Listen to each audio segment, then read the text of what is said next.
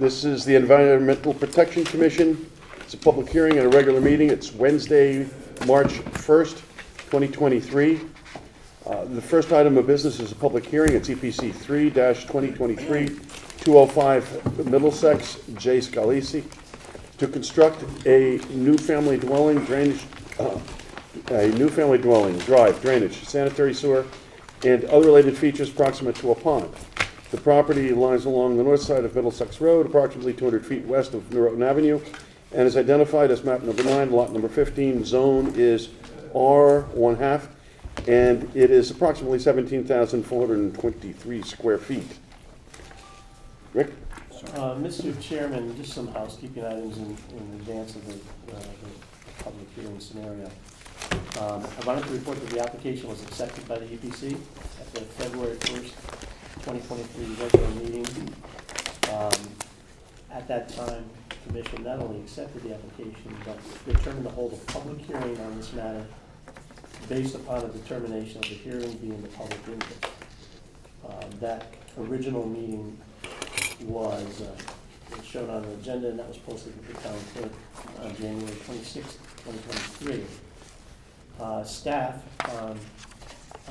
reviewing the site and entertaining your questions and comments that were raised at the hearing, developed information, a correspondence that outlined the additional information necessary to evaluate the application. And that was sent to the applicant on February 2nd. The applicant was noticed of the acceptance and the scheduling of the public hearing on February 6, 2023, and this public hearing was scheduled for this evening's meeting on March 1st. The notice of the public hearing was published in the Darien Times in accordance with the regulations on February 16th and February 23rd. The public hearing fee was received. The adjoining property owners were noticed by the applicant by U.S. Postal Service certificate of mailing, and that was confirmed on February 16th, again in accordance with the regulations. Additional information in response to the questions and concerns raised by the applicant, by the commission, were received on February 22nd. And this public hearing was again posted on our agenda and posted with the town clerk on February 23rd, 2023. The applicant, I composed a brief agenda summary report for the board's consideration to summarize the issues, and that too was sent to the applicant on February 28th, 2023. Just a brief presentation as to where we are. The agenda summary ticks off the major areas of concern, and just for the record, the property lies along, as you said, along the north side of Middlesex Road, proximate to Norotan Avenue. There are no wetlands on the property. There is no floodplain on the property, but on property immediately to the west, there is a small open water pond that, with the setbacks, extends onto the site, which triggers the necessity of an EPC permit for the development of the property. So the current proposal is to construct a single-family dwelling on the site, drive, drainage, a new sanitary sewer, and other related features proximate to the pond. The development necessitates drainage to mitigate impacts, again, sanitary and water services, walkways, walls, and other related features. With applications of this sort, the primary concerns were looking at alternatives to see if there were available alternatives to minimize the impacts on the wetlands and water courses, measures to address water quality concerns, measures to address drainage concerns, and provide measures to mitigate for unavoidable impacts or improve the overall conservation values of the property. There were plans that were provided, and analyses that were provided by the applicant, that there's a summary in this report about how much of the upland review area is affected. It's about 3,397 or 0.78 acres of the upland review area. The space for formerly supported lawn structure or developed space. It was a previously developed site. Just as a step back, that it was a previously developed site. The house was raised in, I believe, December of 2022. And with that, some of the trees that were in the development envelope had been removed. And upon our notification, the project was stopped and the erosion controls were erected, and the application was made. The structures and features lie no less than 28 feet to the pond. Grading encroaches within 13 feet of the pond. Further vegetation loss is expected to be limited to one tree, and we'll get to that in a second. And again, many of the larger trees were removed in concert with the demolition. If you look in your package, there was an environmental assessment, and I'll leave the applicant to describe what the potential impacts of this development are on the regulated areas. The applicant provided a statement concerning the discussion of alternatives, and again, we'll let Mr. DeVesta discuss those, but I can report that the house, in response to the questions and concerns, it's been reported the house has been put up to the front setback line. A parking area that was formerly asphalt has been eliminated and using grass pavers in lieu of it, and certain improvements were made to the grading and overall design to preserve trees along the front of the property based on an arborist report, moving a wall, providing adequate tree protection during the construction phase.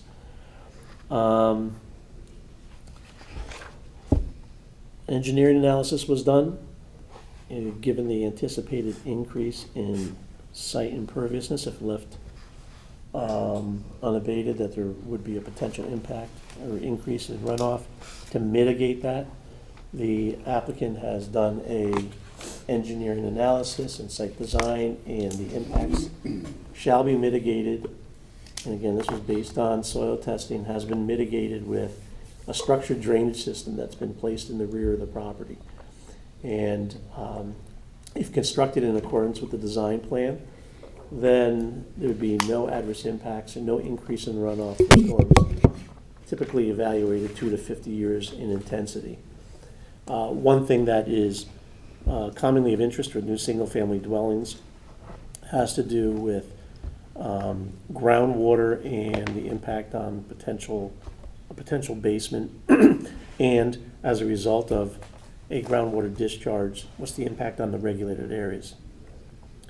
A separate system has been provided to attenuate any groundwater that is pumped from the basement. Test hole information provided indicates that groundwater would not be a serious condition in the vicinity of the basement itself. Again, based on test hole information. I'll let Mr. DeVesta expand on that. It's being mitigated with the creation of an infiltration bed, and the details of that infiltration bed has been proposed. Water quality has been addressed with the submission of a temporary erosion control plan. Collection structures are fit with deep sumps and bell traps. Infiltrations being used to seize upon the soil's ability to filter and attenuate the impacts of heat on water, on stormwater runoff. The dwelling will be served by propane gas, stored in a new underground vessel. And finally, there has been not finally, but wetlands buffer plan has been provided, a detailed planting plan for the space along the pond. Includes a number of trees, shrubs, and ground covers, and many of them have conservation value. And I just want to get back to the arborist's report. Was at our request, the remaining trees on the property were evaluated by a Connecticut arborist, and recommendations were made to preserve, particularly in the front of the property, trees of value. And he had recommendations that ranged from during the construction phase, which is construction fences, modified grading, et cetera, to more permanent things like pulling back a wall. Also, as part of that, was evaluating some of the other trees on the property too, and there's one that the arborist pointed out was in a hazardous condition that should be removed, that was at the rear of the property. So with that, I can turn it over to, I'm available for questions. I can turn it over to Mr. DeVesta to let him provide some testimony, and I know the applicant is here this evening as well. Good. Okay, good evening. My name is Doug DeVesta, professional engineer, represent the applicant. Rick, thank you for that summary there.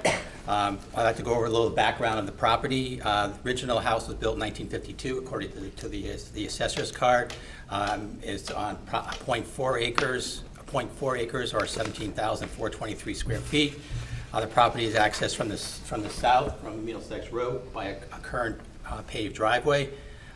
There's mature trees throughout the property, up on the front and in the back and along the side of the house here. The house is connected through sanitary sewer and water onto Middlesex Road. There will be some minor regrading proposed. Okay, the property skin, I'm sorry, I had myself sloping from, property slopes from the south to the north and into the northwest towards the pond, the existing pond on the property. The proposal for this is to, well, as you know, the house has been raised, to raise the house and to construct a new dwelling in the same general location as the existing house was there. Curb cut is staying the same. That's going to be on Middlesex Road, using the current access way to the paved driveway. House was connected and still be connected to the sanitary sewer and water. There'll be some minor regrading in the back to accommodate for the covered porch, and along on the sides of the house and the front, probably on the front there, and regrading in the driveway to provide some runoff, have the water collected into a catch basin on the proposed driveway. The detention system were designed, which is located in the north and east portion of the property, will handle the 2, 10, 25, and 50-year design storm per Darien's regulations, which will handle the increase in the impervious areas, and it's also designed to handle water quality, which is the first inch of runoff from the impervious areas. So that would be the driveway and from the roof areas. We are providing an infiltration bed, which is located on the between the drainage system and the house, for any potential groundwater that we might encounter during the construction of the house and for a sump pump. Test holes were dug, as you can see, with test hole right in the middle of the house here. We went down about 8 feet, and we hit no groundwater, no modeling. So we're indicating that if there's anything at the time of our testing, there was no groundwater at that time, and didn't see any modeling, which was an indication of high groundwater. The house is such that the foundation, the basement level is above that level, above 8 foot. Now, according to talking to my client, he said if we do hit groundwater, he's going to shorten the walls and keep the house up further. So the sump pump will be in there just for precautionary for future use. And again, the infiltration system would be put in place just in case that does go off. We don't foresee it happening, running all the time, but if it does, it might be just occasional pumps.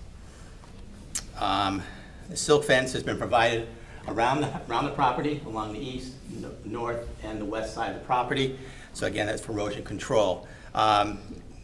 We are here before you tonight because there's a pond on appears to be a man-made pond on the adjacent property, and we're within the upland review area, which is that red line you see on my plan. So we have a portion of the screen porch and some grading going on within that area.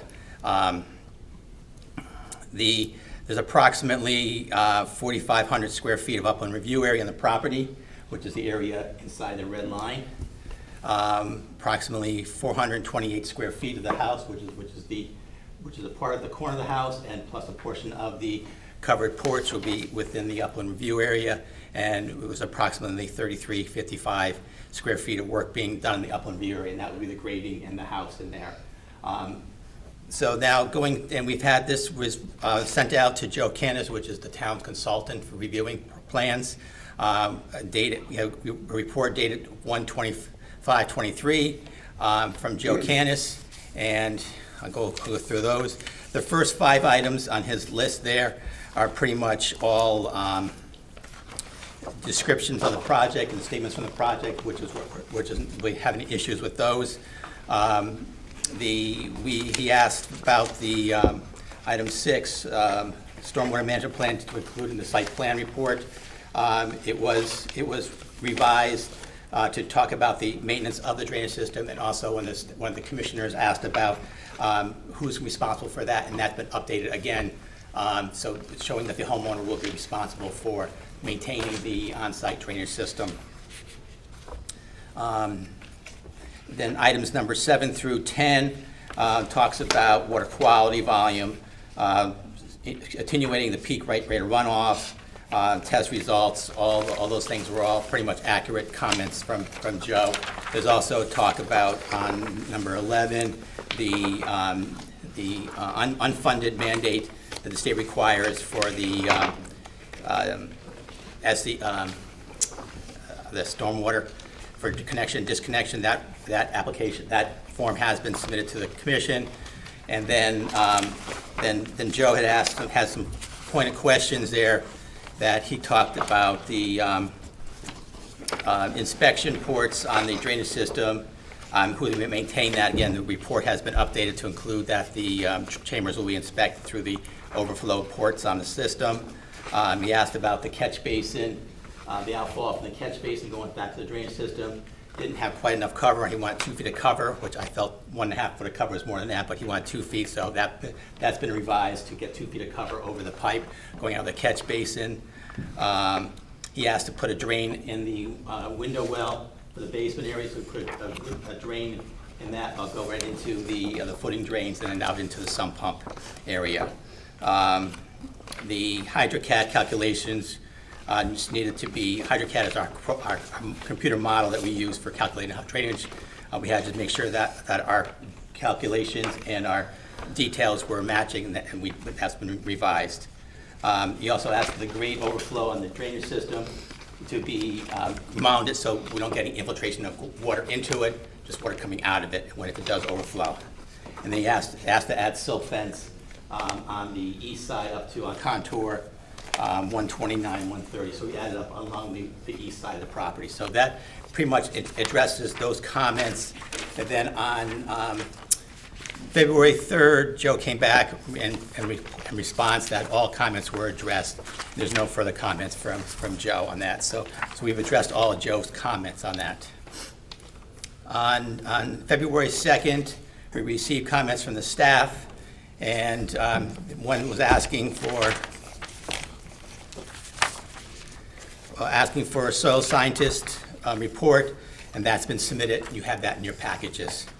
The second question was regarding the elevation of the basement, the dewatering requirements. We went through that just a few minutes ago by showing that the test hole demonstrating where the groundwater level is, and then if it hit groundwater during construction, the basement walls will be shortened to keep the hot water above that. My client doesn't want to have a wet basement either, or have to have the sump pump running all the time. So, also about the maintenance, who's responsible for the maintenance of the drainage system, that's been addressed, and that's been saying the homeowner will be taking care of the drainage system, the catch basins, the junction boxes and stuff. We asked about mending the S&E controls. Seeing as the paved driveway, we're not going to rip the pavement up and put down riprap on that, or put down any tracking pad. So staff asked us if we would show it to be swept. So the driveway will be swept. There's a note on there to be swept after construction. Any dirt on the road or on the driveway to be cleaned off versus ripping it up and putting in any tracking pad. Based on the arborist report, we provided the recommendations come in was to show a tree protection around the pine tree in the front there. So we put that out to the length, to the depth that he wants it from the tree. And also, there's a hickory tree in the neighboring property. He has to provide to move the retaining wall down, so we're over 20 feet from the base of the tree. And we're also providing some kind of a tree, an orange construction fence to protection around that tree as well. It was also asked to provide a a statement from a qualified environmental professional. That was Dr. Danger. And Dr. Danger basically said that there is no significant impact to the wetlands for the proposed activity on this site here. So again, we have the professional saying there's no impact to the resources off-site here. Discussing the alternatives, we've moved the house as far forward as we possibly can to the setback line and pushing back. Again, the size of the house is meeting the requirements of the family. It's a family of 5, so the house that was there prior to it really wasn't going to be sufficient for what he needs for his family. And also by taking and shifting the porch to the other side of the house, that is where the kitchen is. It just wasn't going to work. There had to be a whole redesign of the house to provide an alternative to flip the house over and whole redesign with the covered porch and all that. So that was not an alternative that we considered. What we did talk about, and Rick did mention it, was that we had a gravel parking lot, overflow parking on the west side of the house there. We made that to a grass paver, so then we could have overflow parking in that area. And then last thing was provide a key of the plans from the landscape designer, and that's been provided to the staff and to the commission. And then then on February 20th, we received an email from the staff regarding some additional comments, and we believe we have addressed those as well. This was asking about an alternative, about reducing impervious areas, stuff like that, and that's what we talked about, providing a grass paver for some overflow parking in the area. We also addressed we revised the plan to address the arborist recommendations, again, including the tree protection further from the tree, moving the retaining wall back, and providing some kind of tree protection for the neighboring tree on the corner of the property. And we had the next question was regarding the groundwater table and that such as the pump chamber or the sump pump. We addressed that earlier on. We also provided a detail of the infiltration system right here, describing what needs to be done, a plan view and a section of the infiltration system for sump pump if it's needed in the future. And then another question was what source of heating for the structure, and we are showing the propane, and that's located in the front of the property there. So I believe we've addressed all the comments from staff, from the town reviewing engineer, and I think the comments that we were asked at the last meeting have been addressed by us. And if there's any questions, I'd be glad to answer them. Thank you, Jeff. Thank you. Lauren, would you like to I'll ask the commission members for their comments? And Yeah. So I wanted to understand, maybe Rick, from Rick, what are the requirements for regulated areas when the homeowners like demolish or raise? Because I know there were some trees there before, and I just wanted to understand, is that something that comes before the commission? What? So before the ground is raised, so it was raised, what, last year? Or Like December. Yeah, okay. So what are the requirements for that? Is it only when they're after they raise, then they bring it to the commission, or should it have been done before they knock down the trees? Of all the demolitions in Darien, I haven't seen demolitions coming before the commission. Okay. What's the protocol? What's the requirements? Well, there isn't, There aren't. No, it's. Okay. So if there's regulated areas, right, like wetlands or upland review areas, and they're raising in that area, removing the are house. there requirements for They bringing that typically have before the not. commission? Regulated demolition. In this slide specifically, the existing house was outside the upland view area. So technically, we didn't really have to come before this board. Oh, I was referring to like the trees in the back. I think there were some. There was one some tree in the trees, back yeah. removed, and one tree along the side of the house was Yeah, removed. that's what it was. That's the only tree. I mean, I wasn't. obviously, the requirement is that you should come before you remove trees, at least get some, an approval. It doesn't have to be before the commission. I mean, we work all the time with tree removal personnel. And the typical scenario is they'll, if they're on top of the game, they'll call and they'll say, we have a hazardous tree. And if that's the case, hazardous tree, and we have a process that we can do that without the necessity of going back to the commission. But tree removal in regulated areas should be regulated, is regulated. Okay, so In so this just case, so if I'm they get clear, it should have come I mean, the tree removal and. before they and knocked down the trees. But Should the have, actual okay. formal demolition, no. It's not the past two agencies that I've worked for, demolitions have not been regulated. Okay. Do you guys usually see, do we usually see that, you know, when they're building, going to propose a new house, that they've, Demolitions of the physical structure, no. Trees, yes.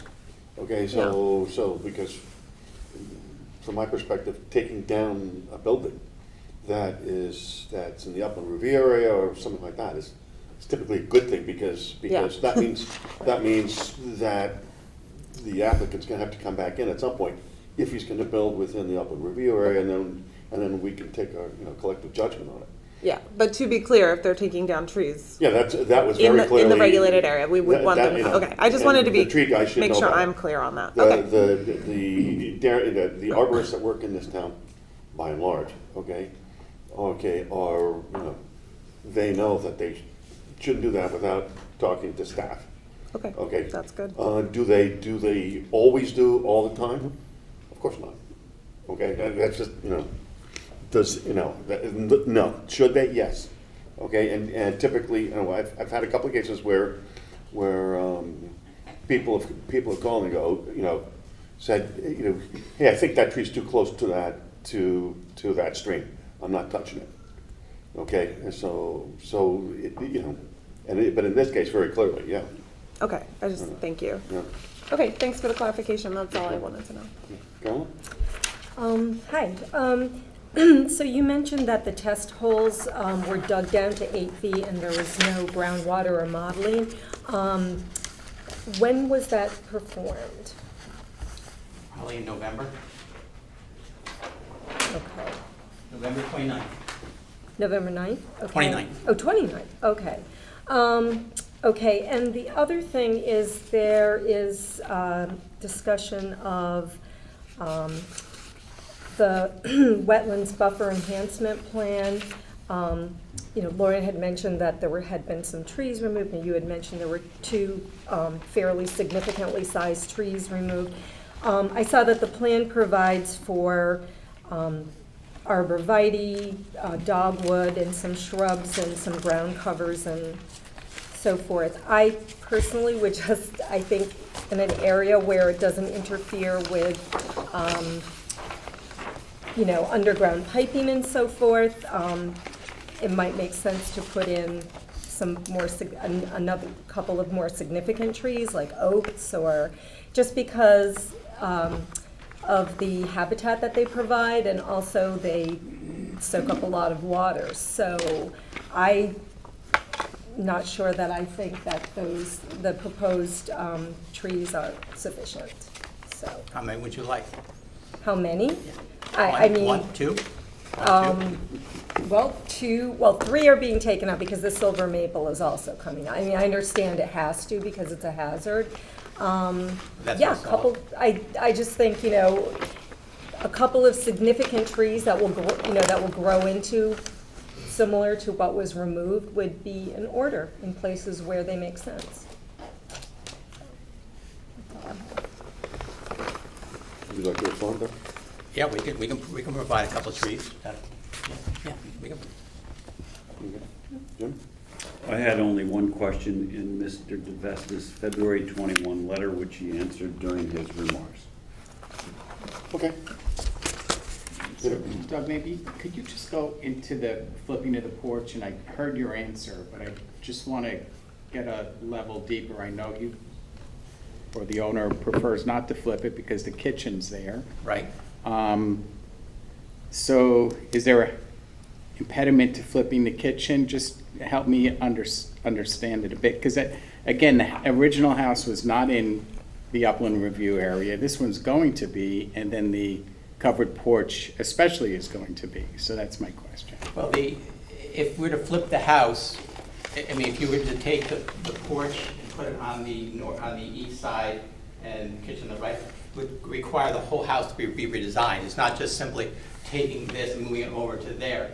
They've got they've got an area that they can, family can go out there to, have dinners and things like that and enjoy the outside with a screened porch and everything. So to do that, it would require flipping the whole house, taking the garage, everything, and flipping the whole house, just flipping the whole thing. It would require new curb cut, things like that nature. But this really works the best, this property. Again, yes, it is in the upland review area. It does provide, them some view of the pond area and the backyard and things like that to access it. But again, to flip to just take and move it over here, it's not going to work just by flipping it, but have to redesign the whole house to accommodate that. So is the impediment the additional cost for the architectural plans? Is that the impediment to it? There's a cost to it, correct? But also, I think it works. It also requires. Then it's going to require, affecting the tree on this side of the property, which the arborist wants to try to save. Is flipping the whole house, not just taking. You have to flip the garage, and the garage would take out that tree. Take the whole side out. And Yeah. Then there's new curb cut. I mean, it's a lot more disturbance this way. I think. Okay. Again, we're leaving it this way. We've got the house as far close as we possibly can, meeting the zoning requirements. Yep. And again, we talked earlier that it's a family of 5, so they really need a little larger house than what the house that was there currently. Okay, thank you. Okay. I guess a comment to where you're coming from, I understand, is I don't think it's the prudent, feasible alternative. Whether the applicant has to incur a small amount or a material cost of redesigning the plan, to me, is not an acceptable reason for a lack of a prudent or feasible alternative. Right. But per the plan that's being proposed saves a mature tree. In that scenario, I'm in agreement with it. The mature tree and the Curb cut. are the issues, and Right. the plan, There's more I disturbance. can't quantify that. Right. I'd need to have the owner or you quantify Right, that. and there's more disturbance by doing that too. Right. We've already got an existing driveway there. Now, you flip it over, and we got to dig up this old driveway, put a new driveway in, new curb cut, getting closer to the intersection. Those are controlled intersections. So it's a lot of reasons not to push it in that direction that way. So, Okay, So I thank think you. I think it's a feasible alternative. This is a feasible way of doing the Oh, I project. still think, I'm okay with it, but if I could still, as a commission, I could see us go back and say, well, we're not satisfied with that. I'd like you to consider, the floor plan. But I'm okay with, as myself, speaking for myself, I'm okay with it. Right. Hey Doug, good evening. Question for you. Did you already prepare the drain, I don't know if that was item number 9 on the list. Did you already prepare the homeowner drainage and stormwater maintenance plan? Yes. Did we receive a copy of that? It was in your package. Okay, I missed that. There should have been two times, it should have been there twice, because Joe Candace asked for it in his letter, and then Rick asked for us to provide, or actually the commissioner asked to provide who's going to maintain it, and that was the homeowner. So there's been two revisions there. Rick, do we have a copy of that tonight? It should have been the package that you received, mine dated. Oh, I see, it's right here. I have it. So, stormwater management operation and maintenance plan Right, for right. dated January 3rd, 2023, last revised February 7th, 2023. Correct.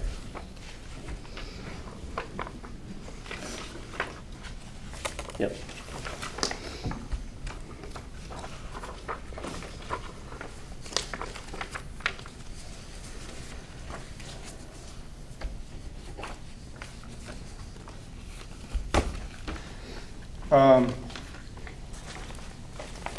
Doug, is this kind of a boiler template that you use for all of your projects? Very similar. Yeah. It gets changed according to the plan, Right. but generally, yes.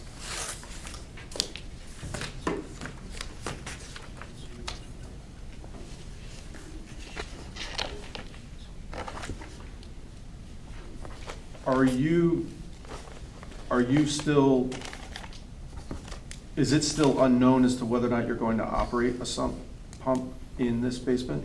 Well, a sump pump will be put in. It will be put in? Will be put in, yes. Okay. Just in the event that we do have groundwater that's one or twice a year, or once a year, or whatever, so, but yes, because we can't daylight the water. No, per your testimony, I thought you had made a comment saying, should there be a need for a sump pump? And that's where my takeoff was, is there, upon construction, is there gonna be one installed? I apologize, I'm reading this as, is there a duration as to the, do you have a duration, like every 3 months, every quarter, is there a time frame specified in here as to when the homeowner is to maintain their systems? Inspected annually. First one, inspect the catch basin annually.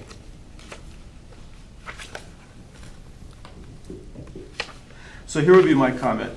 I would like you to please go back through this, and this would be applicable to all future plans, is to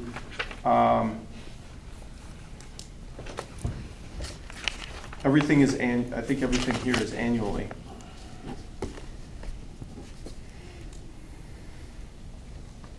Or it's not specified. Is it your belief that to maintain your drainage and stormwater system, that that homeowners in Darien should only look at their systems annually? I believe that's sufficient. Just the Okay. fact that the properties in Darien are maintained almost every week, and they're pretty much, they would usually blow off any kind of silt and sands that are on the driveways. The roof areas get very little sand and debris, so the catch basins will not be filled, and they're 2-foot sumps, so really it's gonna take a lot to fill those up. And there's also a secondary, on this one, there's a secondary structure as well. You got the catch basin, you have a junction box just before it, so you got 2 places where the sediment's gonna handle. So really, that should be sufficient to handle anything, and also check it annually is more than enough. How about It's not a commercial parking lot that you would get a lot of sand and stuff like that. On a driveway, you typically won't get a lot of sands and silt from winter time and things like that. Right, so anecdotally, I'm thinking of when you or I, maybe you don't, I do, climb a ladder and clean our gutters, right? Typically you do it in the spring and you do it in the fall.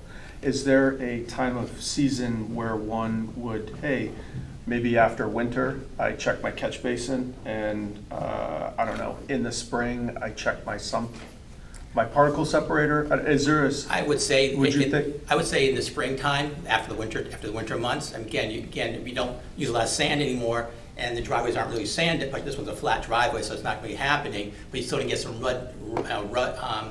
road debris built up with snow, when we have snow, on the driveways, and that can get into the catch basin. But I would say springtime would be the time to do it, and that would be your annual inspection. So can you do me a favor? So I think this is a good idea. I'll look to my commission, so agree or disagree. In your reports going forward, can you specify the season? I think every spring, I think homeowners, if I buy a house and then this gets registered on the land records, right, Rick? There's a document that's filed that makes reference to the permit in all the documents that are here. So if I'm a homeowner and I trip across this, where I may never see it, the light of it anyways, I'll say, oh, okay, instead of annual maintenance, every spring I should be cognizant of my drainage and stormwater systems. So I think that would be an improvement. Yeah, I agree. Right, so spring. Thank you, Doug. Yep. No questions? No questions? Okay, I'm going to open up to the members of the public. Is there a member of the public who would like to speak?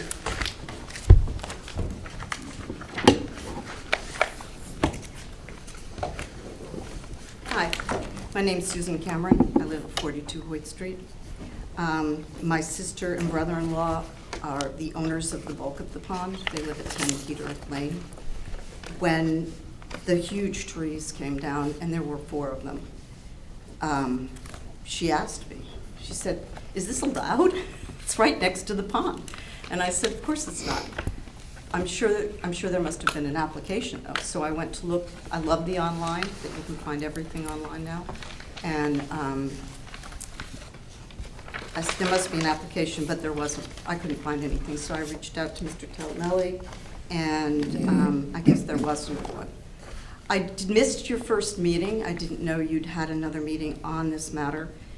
I want to say that there were 4 large trees removed. The largest tree that was removed had a diameter of 40 inches and is right next to the pond. A tree, a red maple with that diameter is 179 years old. It started growing when there were only 48 stars on the American flag. And given that Mr. DeVesta has been before this commission, I am a former EPC commissioner as well as a planning and zoning commissioner here in town. And I've seen Mr. DeVesta many, many times, and I can't believe they didn't see the pond and that they didn't know that the regulated area was 50 feet from the edge of the pond before they took down a 40-inch red maple that the leaves, it spread over the pond. It helped to cool the pond in the summertime. There was 2 24-inch maples, those were 107 years old, and 1 18-inch maple. The silver maple, by the way, is on the property line with my sister and brother-in-law, and they have an arborist look at it every year, and he says, I wouldn't take it down. I mean, it's not gonna fall on anything, I wouldn't take it down. So I don't think it can be removed without impacting their fence. So I was really surprised. I don't know if you addressed the violation of removing these trees within the regulated area or not. I do look at the map and I see that one alternative is to simply not put on the covered porch. That would reduce the impervious surface, and a covered porch is not a need. A covered porch is a like to have, not a must have. Mm-hmm. And clearly they were building it on that side because, as Mr. DeVesta said, they wanted to look out on the pond. So both the seasoned 20-year in the area builder and seasoned consultant somehow missed the pond when they were cutting down these huge trees. And I find that awful, just awful. And I agree with Commissioner Bain that the planting plan needs to be supplemented with some red, I would put red maples in. They cut down 4 red maples, let's put back some red maples. And I take exception to green giant arborvitaes being called native species because they aren't. They are hybrids. They are hybrid of Japanese thuya and western red cedars, not native to this area at all. And now I want to talk a little bit about the pond, which originally, before 201 Middlesex was built, that pond was huge. Kids used to skate there. And that in 1968, the owner of then owner of 10 Peter Lane sold that lot off, and they made the pond much smaller in that action of building the house at 201 and giving them a lawn. That was 4 years before the Inland Wetlands Act was enacted. So a lot of things happened back then that just can't happen now. It's clearly a spring-fed pond to some extent. It always has water in it. It also receives runoff. And when the house to the east of this house was redeveloped about 5 years ago, they did the same thing, built a much bigger house than what was there, put in infiltrators, and the way they come to you, and I don't know if you've picked up on this yet, but when the engineers come and they do their stormwater designs, they design it for peak flow. Now, peak flow is this number of when in a 25-year storm are you going to get the max.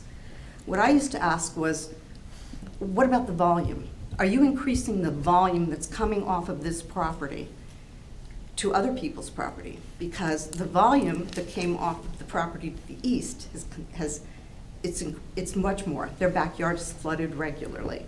So I would like Mr. DeVesta to I would like you to ask Mr. DeVesta, I'm no longer on the commission, I would like you to ask Mr. DeVesta if he's designed this to make sure that the volume does not leave the property. And I used to ask this of engineers, and I was very thrilled to see that in the review of the homeschool drainage for the new project they're doing there, they are looking at volume, not just peak flow. Because I guarantee you the volume is going to be greater. They are doubling the impervious surface on this site. And let's see, I guess that's it. I would like to see more trees, no arborvitae, maybe American holly, but mostly they had these massive trees they cut down, massive trees, huge, and they're putting in some shrubs and dogwood. How big are dogwood can get? 20 feet, 25 feet? I really think they need to replace what they took down. Thank you. Thank you. And thank you all for your service too, because I know the time commitment that you guys have in sitting on a land use board. Thank you very much. Thank you, Susan. Is there, Doug, would you like to respond now, or you want to see if there's any other? Is there another member of the public that would like to speak? I have a question for Mrs. Cameron for clarification. I need to come back up. Yeah. Yeah. Bonnie will tell me I must come back up to the podium. Thank you, Bonnie. Did you just testify that the applicant removed a tree on your sister's property? No, the arborist, who I was surprised, in both the arborist review and the Save a Tree guy, Matt Weibel, and what's the other guy's name? Steve. Anyway, in their reviews, they didn't even address the fact that there were these huge trees that came down. All they did was say, oh, well, what they're doing now, having removed these trees, is that. But there's a silver maple that's on the property line that he did talk about needing to come down, and Commissioner Bain also mentioned it, that is right on the property line. So, I'm sorry, so this is a tree that is on your relative's property It's line? right, it could be on either one of their property. It could be on their property, it could be on the Scalise's property, I'm not sure. It could be half and half, if it's right on the property. That's what I'm getting at. What I'm saying is, you make the representation that a tree was removed in a regulated area on a neighbor's. No, this one has not been removed. I'm sorry? It has not been removed. It's one of the ones the arborist. Oh, it has not been removed? Yes, it's Okay, one, I the arborist didn't address I any thought of the you- trees that were removed. Okay, I'm sorry. I thought you said that the tree was removed. No, Okay, no, I have no. You're question. talking about removing it, but I'm saying it's not your decision really to make. But neither the arborist nor, I don't know if I got his name, the guy that did the environmental review, Stephen Danzer, Dr. Danzer. Neither of them talked about these massive trees, the ancient trees that were removed. Neither of them mentioned them because they weren't addressed. They're not on this plan anymore because, oh yes, this was a 40-inch red maple. This was a 24-inch red maple. This is a 24-inch red maple, and there's an 18-inch red maple over here somewhere. All of those were taken down without permission. And I know Mr. DeVesta knows the rules. He knows how far 50 feet is, and he knows the pond is there because they're designing the covered porch to look out on it. So, I'm sorry, just to be clear here. On the record, were there any trees that were removed on your relative's No. property line? Okay. Just in the regulated area. Okay, thank you. And may I ask a question? Sure. When you speak about volume, you're speaking about rain that's planing across the property. There's, maybe if you could, that you'd mentioned that the pond was spring-fed. Could you show us the direction in the adjacent property where the spring is going to and from? And when you're speaking about volume, you're talking about normal rainwater, is that right? I'm talking about, when you design these systems, they design them to handle the peak flow. Right, And years ago, I was sitting where you are now. right. And we'd had an application that had come before us, and everyone said, oh, there'll be we're going to handle 100% of the peak flow. About 2 years later, a property downstream of this property came in, and the person said, well, they told me you were handling all of the stormwater. And I can tell you, there's more water coming off of this property. And the engineer was Bob Oley, and to his credit, he stood there and said, I'm sure there is more water coming off the property. We don't design these systems for volume. We design them for peak flow. And my position as a commissioner, both on EPC and planning and zoning, was that our decisions should never negatively impact a neighbor such that their only recourse is civil litigation.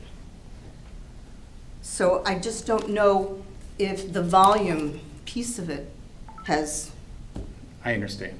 come to you yet. If But I do know now the engineers are looking at volume. Understood, given the school scenario especially. And that was Joe Canis, Yeah. one of my favorites. So, one more question. The property line that is to the west, abutting your relative's property, Right. was there a fence there or anything that might have impeded the view of people? I know we have regulations on the size of the fence, but it's now a chain link fence, but was there ever a fence along that property I don't line? recall if there was a fence. My sister would have to come up and, I can tell you about the fence. Okay.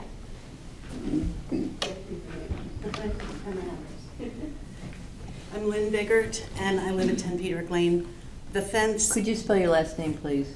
Biggart. Thank you. And the fence, there was never a fence in, where's my phone? I'm confused. All right, there was never a fence over here. Yep. We put a split rail fence around it with chicken wire for safety purposes, and when the previous owners of 201 Middlesex were trying to sell it, he completed the split rail fence with the chicken wire around, but that was all that was there. It was Just never a- a stockade fence or anything like that. Thank you. That's what I was asking. Thank you. Yep. Doug?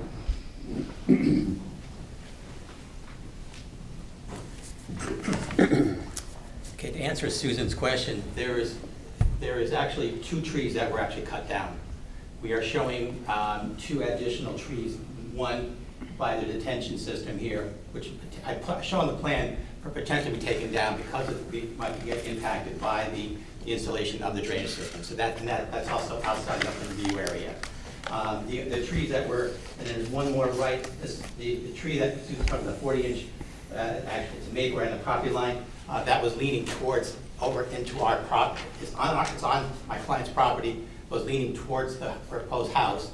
So you took it down now, and again, hindsight, we should have come back to the commissioner and talked to Rick about removing that tree. And secondly, that there's a tree that's in the upland view area close to the drainage system, which was taken down as well. So really, there's only 2 trees that were taken down, but there was additionally more trees on the plan shown to be taken down, just for in case we wanted to take them down in the future versus coming back again for any for the commission. My clients want to go out and pay for additional trees taken down, but they have to. The other tree that the arborist is talking about is right on the property line, and I believe it's photographs number 4 and 5 in the arborist report. As you can see, it is, it's kind of a V tree, and it's not in the best of shape, which is right here in this area here. So to address that comment there. I don't think we have a problem changing out some of the trees, some of the trees that were specified in the landscape architect's plan there, so we can have that, showing more of a more native type plants in that area. So that's not a problem with that. So. Excuse me a second, Doug. Arborvitae is or is not native, Connecticut native species? It's not on the list? It's not a native species, but I think they were using it for screening purposes, and of course you can easily substitute something like a holly of some kind, Okay. if need be. Okay, thank you. Right, which is also, has green all year round, so that's also can provide some screening as well. So I don't think my client will have any problems, specifying some of the additional trees that we're talking about there. Okay. Is there any other, Susan? Yes, and maybe while Mr. Jeff is standing there, I can show him the Xed out trees on the Save a Tree plan. And that's the old plan you got. So these trees have not been No, removed? they have not. This one has. That's been removed, and that was removed. That has not. Oh, okay. They were Xed out, so I just assumed they That's had been the old removed. plan that has been revised since then. Okay, thank you. Okay. Is there another member of the public that would like to speak? Going once? Going twice? Okay, thank you. Thank you very much. Thank you. Okay, I'm going to close the public hearing, and then the members of the commission can talk about this. Okay, because I have some comments that I would like, as part of the, because I think Susan's comments on the types of trees and your suggestion to add a couple of trees, I'm clearly in favor of that. Okay, whether it's hollies or arborvitaes, the applicant has said that, well, he's nodded, and that there's not a problem there, so he didn't come up and say it, but I could see that, so I think that's, I mean, if we're gonna discuss something, I think we should not close the public hearing. okay, then we'll talk. And then, the issues that were raised, the volume, Mm-hmm. peak flow versus Yeah. the volume of the runoff. I wouldn't get don't get too far, Doug. Yeah, you want to talk about that? She raised an interesting point, and because on peak volume and average volume calculations, because I've heard it from, in other cases unrelated to this one, but in other parts of Darien, where I never had water in my basement, and now I do. Okay, I'm sure other commission members have heard that, and you sit there and say, yeah, they put in, Coltex, et cetera, et cetera. So what's your feelings about that? Well, again, the regulations do say peak volume and peak flow runoffs, and that's what we're designing for. Again, a lot of times the volumes can work out. I haven't done the calculation to look at my numbers to see if it would work out, is it less volume or not. But usually we design everything on peak flow, and that's what the regulations say, and that's what we're following. Okay. I know Susan has in the past, she talked about volumes and stuff like that, but, again, regulations, we're following the regulations in town. How did you handle that in Stanford? Like you just dealt with peak, or did you deal with the total volume? Well, again, Because you must have had engineering function, similar comments. I think typically you see peak rate of runoff. In certain circumstances, the engineer would evaluate volume as well. But I think they would have asked for it separately, but it's typically peak rate of runoff. So, trying to get this as a learning experience, should we ask for that going forward? Well, can I ask this question real quick? Doug, anecdotally speaking, on this application, if you were to design for volume, which in your head you'd say, hey, reasonable engineering to accommodate volume, anecdotally speaking, how many more Coltex would that be in the ground? It's hard to say. It's hard to It's say. hard to say. I can't really determine that right now. And again, Well, can you give me an order of magnitude if you design for peak and then you try and design for? I can't tell you it right now. Would it be talking? Well, hold on. No, let me ask my I'm not going to say question. it on record, no, Right. because I know what's going to happen here, so. I'm not going to ask you for this application, but you can answer on the record. Is order of magnitude? Are you saying if you generally speaking on any any project you design for peak and then you want to address the volume, are you potentially doubling your stormwater detention? It depends on the site. If it's a big site with a lot of impervious areas, it might do it. So if I was a builder and I was looking at buying something and I call up my engineer, Doug DeVesta, I say, hey, Doug, I got to engineer for volume, pal. How many more Coltex am I going to have to stick in the ground? Give me an idea. My answer would be, I need to look at the calculations and make a determination. I will, as any engineer, will not going to come out off the cuff and say, I think you need 5 more, and then it comes out to be 10 more. Then you say, Mr. So it's Engineer, not, you're going to. so there's in a ratio. It's not like, hey, It's not, peak is no. 1 It's just- and no. volume is 1 to 3. Okay. Tried to get him. Nice Sorry. try. Nice try. Okay. But if the regulations, Rick, are saying peak, then, that's obviously what the applicant's going to provide. Yeah, but maybe in some cases, it warrants going above that and looking at the volume as well. I'd certainly like to see the calculations. Yeah, I don't know, I think if we have regulations, we should be following what the regulations, maybe it calls for a relook at the regulations. I don't know. Would it Go ahead. would it be applicable, regardless of, even if you had to design for peak, let's use this example, right? Even Right. if you had to design for peak, engineer says, hey, I designed for peak, but there's potentially a hazard to the regulated area.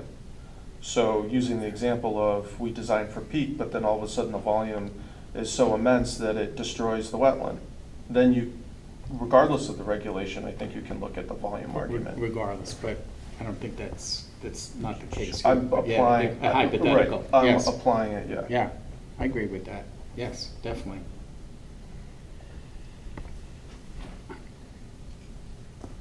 So, I think we've handled the tree issue.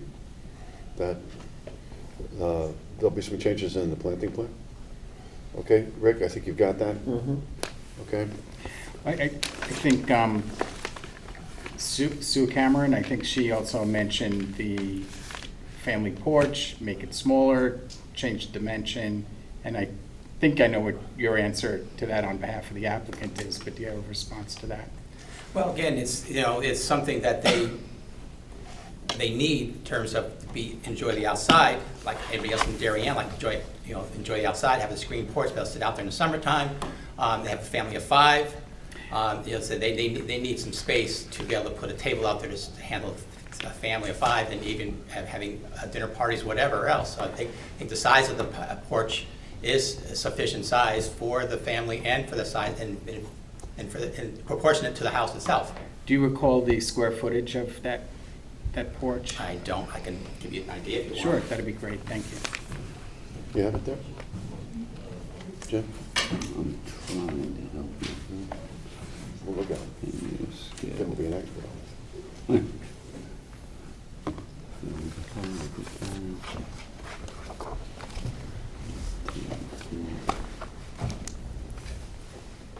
Approximately 300 square feet. 300, okay? So it's 300 square feet on the edge of the regulated area, because it's not all of because it's, as I see it, that's the, you include the curve there, Yeah, sort of a, yeah. okay.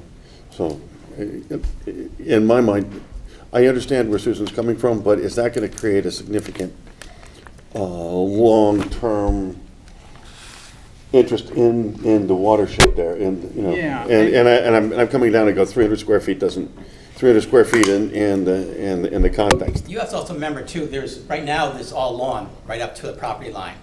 And we're providing a buffer. So we're adding plants to this area, so we're actually enhancing the area. We're not putting lawn right up to the property line. So I think in that regard, yes, we are encroaching on the upland area, but we're also providing additional buffer, which is not there now. And there's no other buffer. There's maybe some small buffering on the pond itself, maybe on the south side, on the east side, but we're providing additional buffering on our side, which didn't happen before. So I think that's a positive, and that's a benefit to the pond itself. No, that's helpful.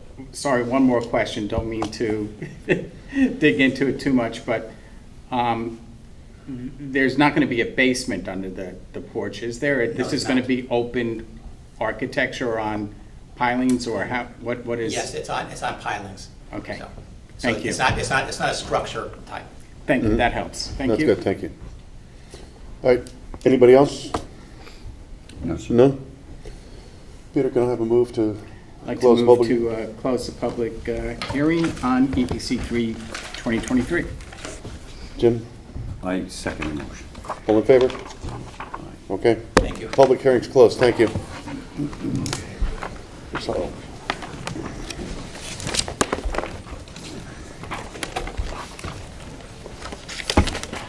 that was a good point. Okay. Eric, you want to take a brief comment, allow Bonnie to, Pardon? take Uh, a brief break and allow Bonnie to leave? I can do it while you're still talking, because I do it all the time. Whatever you want to do. You saying she's noisy? I'm leaving. She's done. Done her job. All right, well, let's keep going, because I don't want this to last New business, EPC number 8, 2023, 59 Brookside Drive, T Sergeant and A Sergeant, to demolish existing accessory structures, construct a residential addition, grade and landscape proximate to the wetlands, watercourses, and special flood areas. The property lies along the east side of Brookside Drive, approximately 975 feet north of Anthony Lane, and is identified as map number 47, lot 5, zone is R15, R15, and is approximately 9,797 square feet. Rick? The reason we're here this evening is we have received an application to demolish numerous accessory structures, construct a residential addition, grade and landscape proximate to wetlands, watercourses, and special flood hazard areas. Here this evening, we received the application to start the statutory time clock and make a determination if a public hearing is warranted based on the factors outlined in the regulations. Staff has inspected the site, as I'm guessing that at least several of you have done as well, and I will be preparing a list of information necessary to move forward with the full and proper evaluation of the application in the days to come. Okay. Alexander, do you want, would you just like to receive some questions and comments from here and then get the summary from Rick? Is that okay with you? Yes, that would be very helpful. Alexandra Mark, wetlands and soil scientist for the record. I'm just quickly going to walk you through the proposed activity is an addition here. This is the house. We have 4 accessory structures which are going to be removed. This is the upland review area. So you can see that the whole corner belongs to this offsite wetland on DOT property. So we're going to be actually minimizing the impervious surface by removing all those outbuildings. We're going to be decreasing the impervious surface about 132 square feet. And I'm looking for directions. We're not any mitigation. It's needed. What should be prepared for the next meeting? Mm-hmm. Okay. Since I started to the left, I'll start with the right. Bill? Yeah, it's a great improvement to be able to remove all those outbuildings. Is the individual going to be able to maintain his business with all that stuff gone? So that was inherited property from the family member, I believe. So now the new family or the members of the family, younger members of the family are moving in, and they just would like to customize the house for themselves. And obviously those outbuildings are not needed for their purpose, so they would like to remove them. Okay, yeah, that's a great improvement. That's really all I picked up. It looks like they've already removed some of the I don't know what they call it. They had a name for all that asphalt, whatever was off to the side. Millings. Millings, thank you, millings. I didn't seem to see that, or maybe it's I'm thinking something different. What is millings? Is it just Crushed asphalt. Okay, and that's going to leave as well? Yeah. Great. That's all I have. I have no questions. No questions. I think this is good, okay? I think you got to do your homework, obviously. But to get rid of the back buildings and things like that is a good thing. And, and I'm sure Rick will come up with some questions like that as to, but overall, I think this is good. Jim? I have no additional questions. Thank you. There's not a separate garage. You're removing a separate garage, but the new garage is going to be under the addition? Is that right? It's going to be, I believe, in a new addition, Okay. yes. Right, because I noticed on the plan, there was mention of keeping some of the milling area for a turnaround. Yeah, okay. And I think in the, let's see, in the plan of the construction plan, it doesn't mention, it mentions in the narrative that there is a planting plan, but then it's not on the actual there's a schedule in here, and I didn't Right, see it on there. there's no planting plan proposed. That's why I'm asking. Oh, there's whether no or not- planting plan? No. Oh, I thought, oh, I was gonna ask for that. oh, yeah, no, I Not thought I yet. saw it in the narrative here. Okay. That's all I have. Good. Lauren? No, I was gonna ask for the planting plan as well. So. Okay. So, planting plan. Anybody else have anything? Okay, thank you. Rick, you have your list of things? I'll do it in the next few days. Okay, great. Okay, Thank you. Thank you. EPC 9, 2023, 300 Mansfield Avenue, Country Club of Darien, Inc., to install 8-foot-high white vinyl privacy fence approximate to the wetlands and watercourses. Property lies along the east side of Mansfield Avenue, approximately 1,750 feet north of Buttonwood Lane, and is identified as map number 5, lot number 40. The zone is R2, and it is approximately 139.051 acres. The 175-foot long length of fence shall be installed along the eastern property boundary between the organic storage area and a single-family residence situated at 267 Brookside. You want to recuse yourself? I don't think Okay. I think it's very straightforward. Okay, Lauren, would you like to start on this one? Oh, Mr. Chairman, just No, to sorry, say, sorry, we're here this sorry, evening I again for apologize. acceptance. I apologize. Just for acceptance of the application to start the statutory time clock. Determination if a public hearing is warranted on the proposal or not. And if you have any preliminary comments, again, staff has been there on site and will generate, will review the application, and if necessary, generate a list of information that's needed to move forward with the application. Okay. Thank you, Lauren. What is in the organic storage area? Basically, it's material that they use in the maintenance and modulation of the golf course. So it could be a pile of topsoil that they want to use somewhere, a pile of sand that they use in the sand traps. It could be some, organics in a mound, composting, that kind of thing. Okay, it's not all compost. It's different Yeah, various. it's items. different Okay. earth materials that they'll use to maintain and modulate the course. Got it. Okay. Okay. Are you done? Yeah, I'm sorry. I just had one more question. So I saw some. There, I'll pick on the map. So, just real quick, I know it's just a fence. So I get that. I hear you all saying that, even though you're not saying that. But I'm not saying it either. We could hear your thoughts. I'm saying it. but is there any? So like it's a golf course, right? But like on the one side of the water, it's just like the grass that goes up to the water.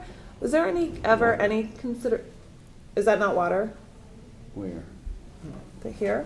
Is this water? Yes. Yes. Okay. Please So- ask this question, because I think we already have an answer for you. Is there ever any consideration to put any sort of buffer between the grass and the water? 100%. Yay. It's already underway. We reviewed the plans. Fantastic. We reviewed That's all the I wanted plans to know. with staff and the chairman in the field, and they gave Okay, permission to sorry. proceed based Am I allowed to do that? based you on are. a conservation activity. No, it's the new, we should say, the new golf course superintendent, J.R. LePan, is the one that brought the idea forward to the membership, and they liked it. We're actually taking out at least a half an acre Oh, wow. of conventional turf and putting in Yay. a low-mow, no-mow, no fertilizer fescue to be kind of a longer grassed rough. And we are taking down some, basically, this used to be over here, and there was a line of screening trees on this side that have kind of aged out now that the material storage yard is being moved. So those are being taken out, but we're planting native plants up in that spot you pointed to. Cool. Just as an aside, this has been an ongoing, I didn't know. no, this is an ongoing project where they all the activities were outside of regulated areas in this vicinity. They were moving the T to the Yeah, north. so this used to be here, and this T used to be here, and a green used to be here, and everything kind of shuffled around a little bit. So essentially, they took the storage area that was kind of old and messy, and it was down closer to the river, Yep. and they relocated it to the perimeter, and then they enhanced the T, and part of that was to the left, closest to the river, is where they're enacting these conservation-related activities. Cool, yeah. And they're doing it on their own. And they've asked for some select removal of trees based on an arborist report, but more so, they're resowing this area and making it a native grasses and native landscaping. They have shrubs and all kinds of things that they're adding that can be done as a conservation-based activity that does not necessitate a permit. So that's happening to the left, closest to the area that you were concerned about. To the right, they had situated this restored recycling area or storage area further to the east. And in doing so, they had kept all their activities more than 50 feet away from wetlands and watercourses that are on a private property to the east. And the only thing they did do there was plant some select screening in that area, planting. In their effort to better screen the property and at the request of that owner, comes this proposal to add a fence as well. So certainly that's within regulated areas. The idea of the fence is going to be provide some screening. They're bumping it up off the ground to provide for, no drainage Wildlife. impact or some diminished wildlife impacts, et cetera. And, that's it. But it's part of more of an overall scheme in this area with some pretty beneficial stuff of moving the bad stuff away from the river, away from the floodplain, doing native landscaping a little more coarse, where you could lose all your golf balls Yeah. before That Thank you, Makes Rick. sense. Yes, that's Yeah, perfect. no, We that were, sounds really we were wondering, based on our conversations in the field, whether or not this could be considered for an agent approval versus an agency approval. I think that was the last remaining item, since it is just a fence. Kelly? I noticed the material of the fence is vinyl, which in this case I think is good because Low it'll maintenance. require less maintenance and, less tracking back there for people to paint and repair and that sort of thing. I also, Rick just mentioned that it's 3 inches, I think, above the ground, which, one of my pet peeves is, split rail fences that are put in and then the wire goes down to the ground. So I like that it specifies that this is 3 inches off the ground, so it allows, water to go through and wildlife. And I'm glad that there was no need to remove any trees. So that's all I have. So it sounds good. Just for, I think I know the answer already, but just for the record, have you contacted the neighbor at 267? Oh, yeah, To make sure that he's okay with this? It's, so as a part of all of this work, the first thing that they did was go to both of their neighbors and have the conversation about the maintenance area moving and the activities that were going to occur. And arborvitae screening here and the initial placement of the fence outside of the buffer were approved by planning and zoning, were all based on the conversations with the neighbor. They went back to the neighbor after the arborvitae was in and said, is that good enough, or do you really want the fence at the property boundary? And they said, we really want the fence at the property boundary. Okay, fine, so they're in. Okay, thank you. Just a silly question, but what's the purpose of the fence? Is it to maintain a Addition- property line? or- It's going to be on the property boundary between the residential property and the golf course, and it's going to be a full 8-foot tall opaque screen, so they'll never see the maintenance vehicles driving by understand. or the maintenance area. That's it. No questions. Okay. It's too bad they couldn't wait 2 more years with it, because those arborvitaes are gonna just fill in and you don't need a fence, but I get how neighbors get that way. This side agrees with you. But It's unbelievable. They're beautiful trees. And we also are trying to keep everybody happy. The only other thing, and I know No, you're you're talking, absolutely right.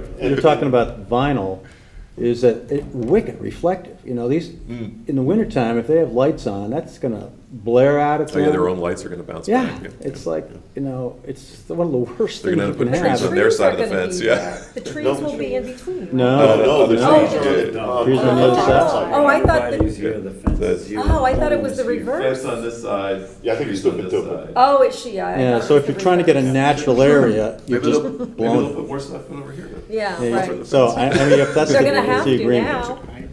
The only other thing I was thinking, why do they have this 8-foot wide opening there that they want to have, which will not possibly be able to get through there? I'm not sure. And again, that's. I'm their not, deal. I'm not questioning, I don't know the answer to that. Yeah, but it doesn't matter to me, but it's just. I don't know if kind they're of a- members or not another- members, and maybe that would be a way that they came up, you know. Well, you're not allowed, there's an 8-foot wide, 8-foot high, and 8-foot wide gate. Oh, And, and when I went over there, I said, hey, they can drive their golf cart through here after they cut these trees down? I said, no members are allowed to drive their golf carts. Members on don't the drive course. golf. You can't drive them home, yeah, or You drive can't them drive home. your golf carts through there. So, I don't know, but again, it's kind of an odd thing, but that's like, if they want to look at it, that's their call. Okay. Great. Thanks, Craig. Yep. Thanks, Greg. Thanks. Hey, Greg.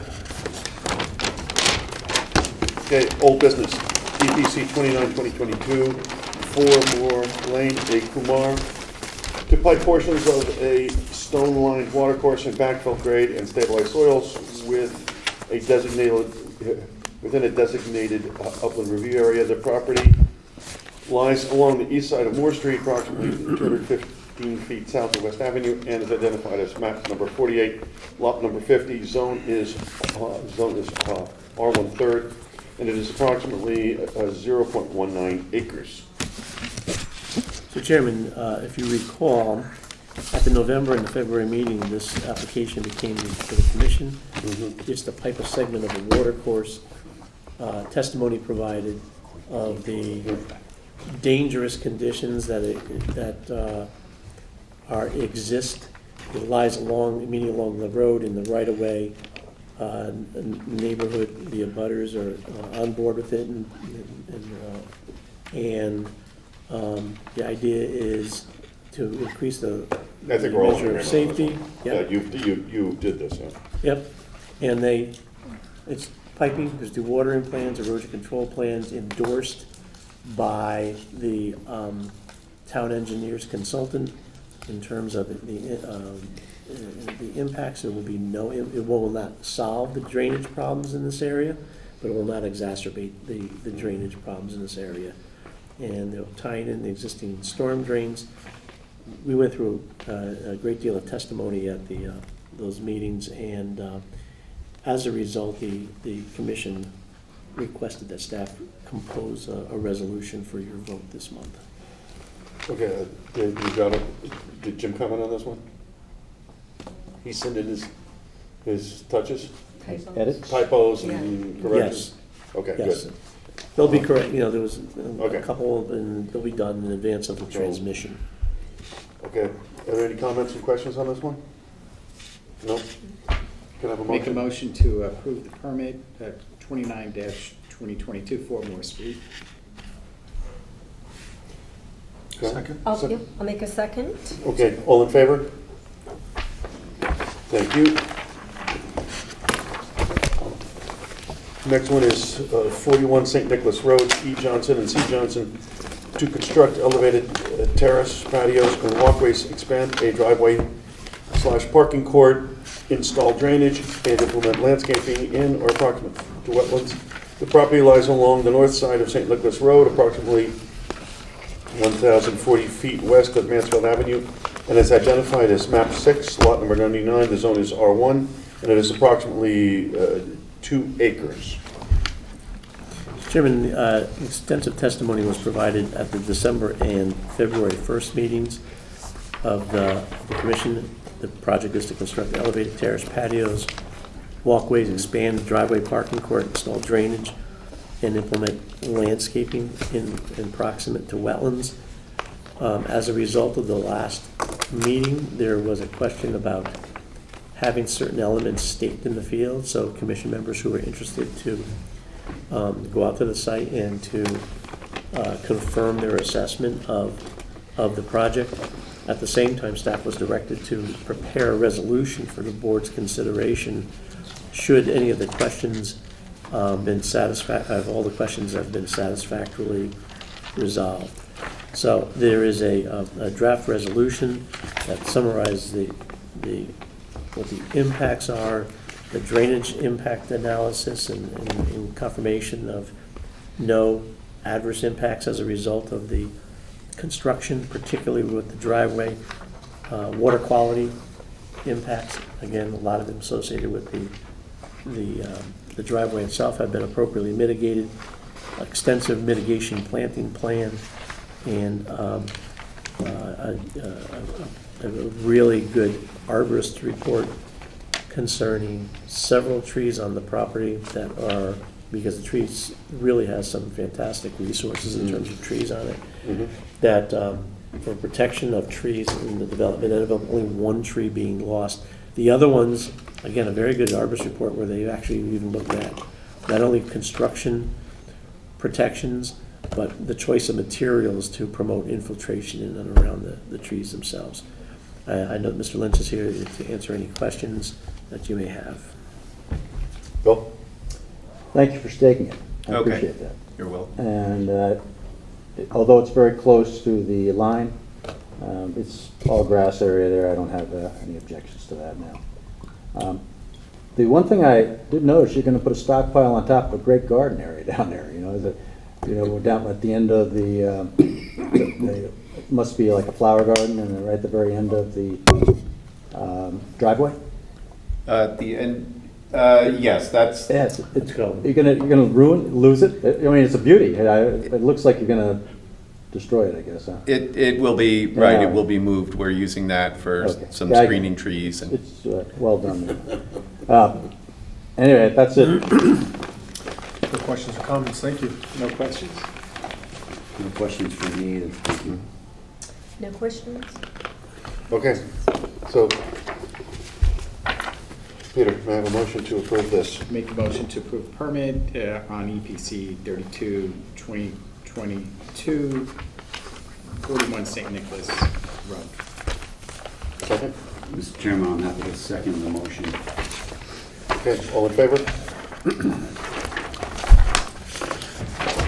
Moving on, EPC 34/2022, 50 Talmadge Hill Road, G. Cooperman and L. Cooperman, to demolish an existing in-ground pool patio and related features and construct a new in-ground pool and pool house patio, equipment fence, and other related facilities proximate to the wetlands and watercourses. The property lies along the south side of Talmadge Hill Road, approximately 800 feet east of Hollow Tree Ridge Road, and is identified as map number 2, lot number 44, zone is R2, and it is approximately 2.237 acres. Mr. Chairman, this application was given consideration January 4th and February 1st, 2023. Outstanding issues, questions, concerns were addressed by the applicant pertaining to alternatives and planting mitigation, drainage, water quality, and other related items. At the close of that meeting, the commission directed me to prepare a resolution for consideration at this month's meeting. Okay, any questions or comments from commission members? No? No, sir. Okay, we'll make a motion to approve EPC 34/2022, 50 Talmadge Hill Road. I will second that motion. All in favor? Moving on, EPC 4/2023, 3 Canoe Trail, J. Johnson and G. Johnson, to construct residential additions, install walls, implement grading, and conduct other related activities in special flood hazard areas and proximate to wetlands and watercourses. The property lies along the south side of Canoe Trail, just west of Arrowhead Way, and is identified as map number 70, lot number 51, the zone is R1, and it is approximately 43,782 square feet. Rick? Mr. Chairman, the application is to construct residential additions along the rear plane of the existing detached garage, as well as on top of the existing detached garage, and connect that by a bridge to the existing dwelling. Necessary part of the application is to construct a retaining wall and do some grading to kind of level the front face, the front portion of the property that is next to the garage, and to provide some space for walkways and so forth. Essentially, it's a fairly de minimis activity, but the property is, as I know that many of you have been there, is really kind of an outstanding resource-rich kind of property where it has wetlands ranging from the long grass to wooded wetlands and many large trees, and just off-site to one segment there's a open water pond, and in the front there's a water course that ultimately transmits stormwater water from the pond across the front yard in an open channel to the town storm system, eventually making its way to the Long Island Sound. The property is in part subject to flooding, it's in part within the special flood hazard area. So another element of the project is to demonstrate flood compliance and to ensure consistency with Darien's flood regulations. So I've summarized in the report what the various issues that were raised by staff and the commission members, and how the applicant and their team has responded. Just in very briefly, about 2,800 square feet of the upland review area and about 1,420 square feet of the special flood hazard area will be affected by the project. The affected space is generally comprised of existing development, manicured lawn, and some planting beds. Relatively low grade change is proposed. There's the structures and features that encroach to within about 17 feet of the wetlands and 30 feet to the water course. Vegetation loss is relatively limited to the plantings along the foundation. Project engineer has provided a statement. It's a relatively de minimis increase in total imperviousness, well below the thresholds where it requires substantial study and mitigation. And there's been a statement added to the submittals that there'll be no adverse impact based on a very de minimis increase in runoff. No mitigation has been proposed. They have similarly confirmed, the engineer has confirmed no adverse impacts on flooding, noting that the flooding on the site is driven by Long Island Sound. Mm-hmm. So there's no need to perform hydraulic analyses and those kinds of things. Water quality, an erosion control plan has been provided, and including storage and stockpile areas in the application, the final stabilizing ground covers, etc. Health Department has endorsed the project. There have been prior improvements to the septic system, and it falls within the limitations of the system that have been installed, although they are taking protective measures for things such as the house sewer as they construct this wall. The interesting concept here is the house currently is not in the flood zone, but the garage is. But by connecting it, you actually drag the house in. So they've gone through they've gone through the exercise of demonstrating. Connected at the second floor, mind you.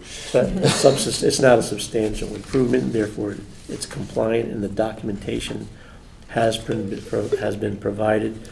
But the applicant has gone the extra step here and has provided a design for the retaining wall that separates the development zone from the more flooded space, not only for stability but for flood consistency as well.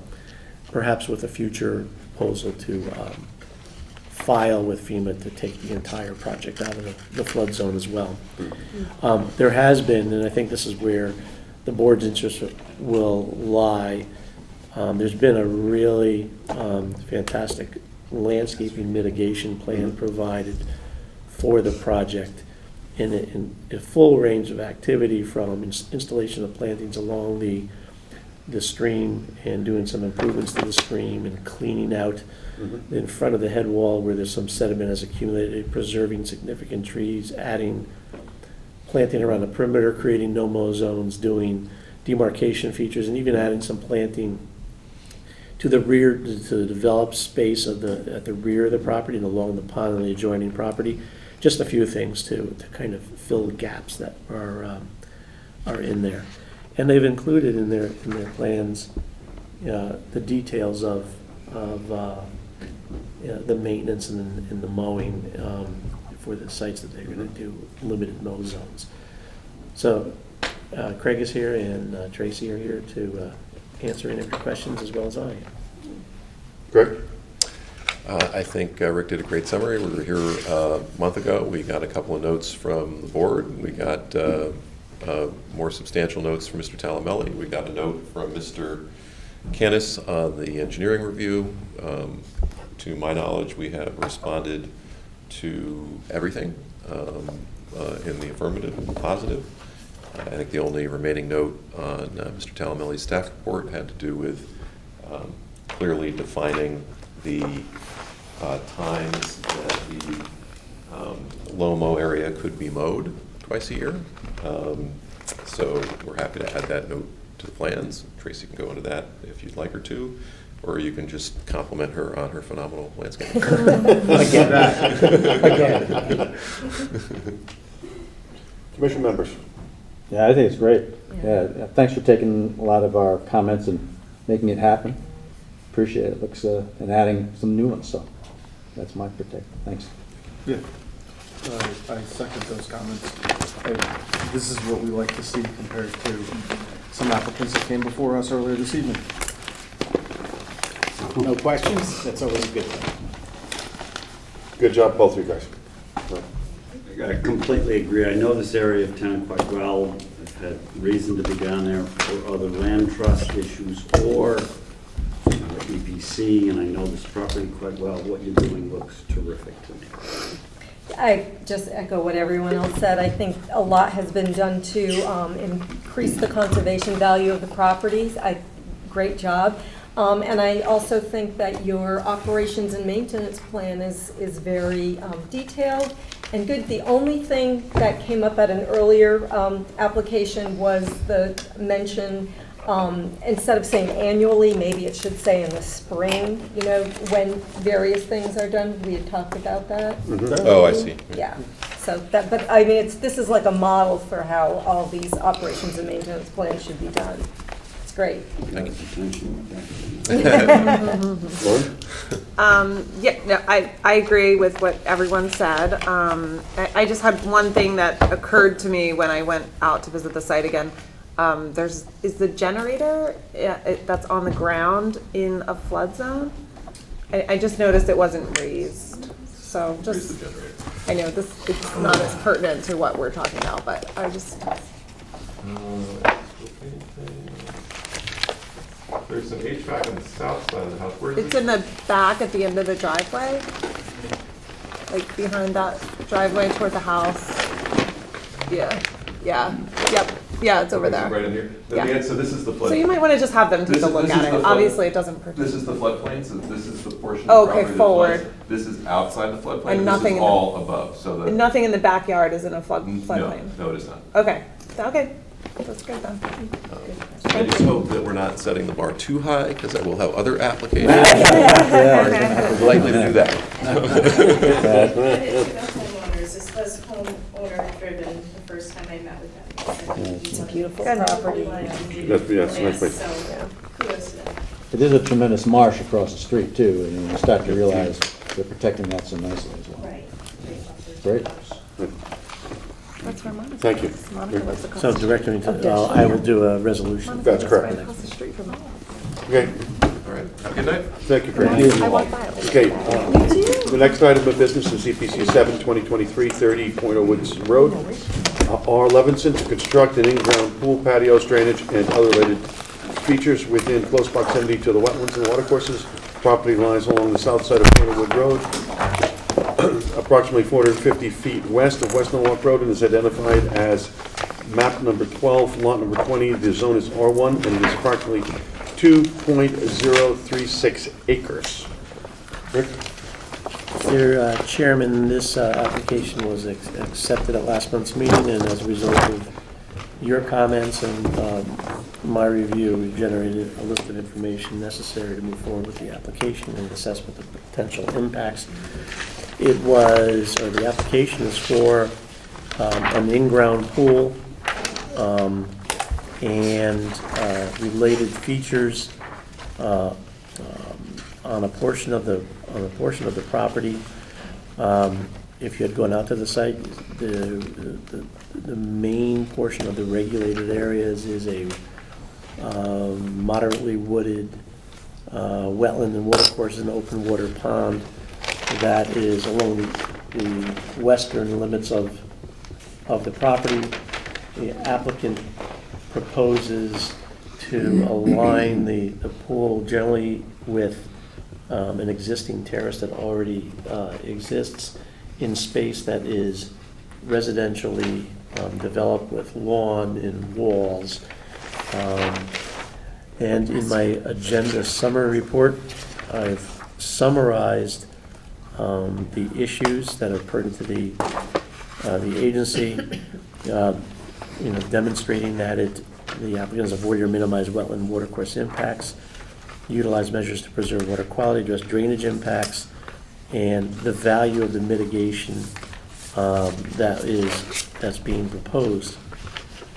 And of course, as we do on most of these applications, is have a discussion of any alternatives that would lessen the potential impacts on regulated areas. Just on the record, there are no direct wetland or watercourse impacts directly proposed. About 3,500 square feet of the upland review area is affected. And again, in areas that generally support lawn, another developed space, low grade change in a low range of like 1 to 3 feet. Excess fill will be exported from the site. Primary structures, meaning the pool and any additional patio space, lying no less than 25 feet of the wetlands and 63 feet to the pond and watercourse that's on the site. There's greater encroachments with a fence to the pond and the watercourse, as well as some grading. Again, no significantly sized trees, although several smaller ornamentals will be impacted. Drainage analysis has been provided, and the increase in impervious cover is mitigated with an infiltration system, and the applicant has confirmed and stated and certified that no adverse impact in storms of 2 to 50 years. And I think in this one, we did both the rate and the volume. We got the rate and volume for you guys. Yes. You like that? Yeah. I had a feeling that would come up. The volume. Operations and maintenance plan provide a basic one, and I can report that we've also received a positive endorsement from Joe Canis in his role as the town's consulting engineer. Water quality elements include a detailed sediment erosion control plan, and it's been upgraded with comments from staff and by the consulting engineer. They're using infiltration to filter and cool runoff. Collection structures have been fixed with deep sumps and outlet controls to collect sediments.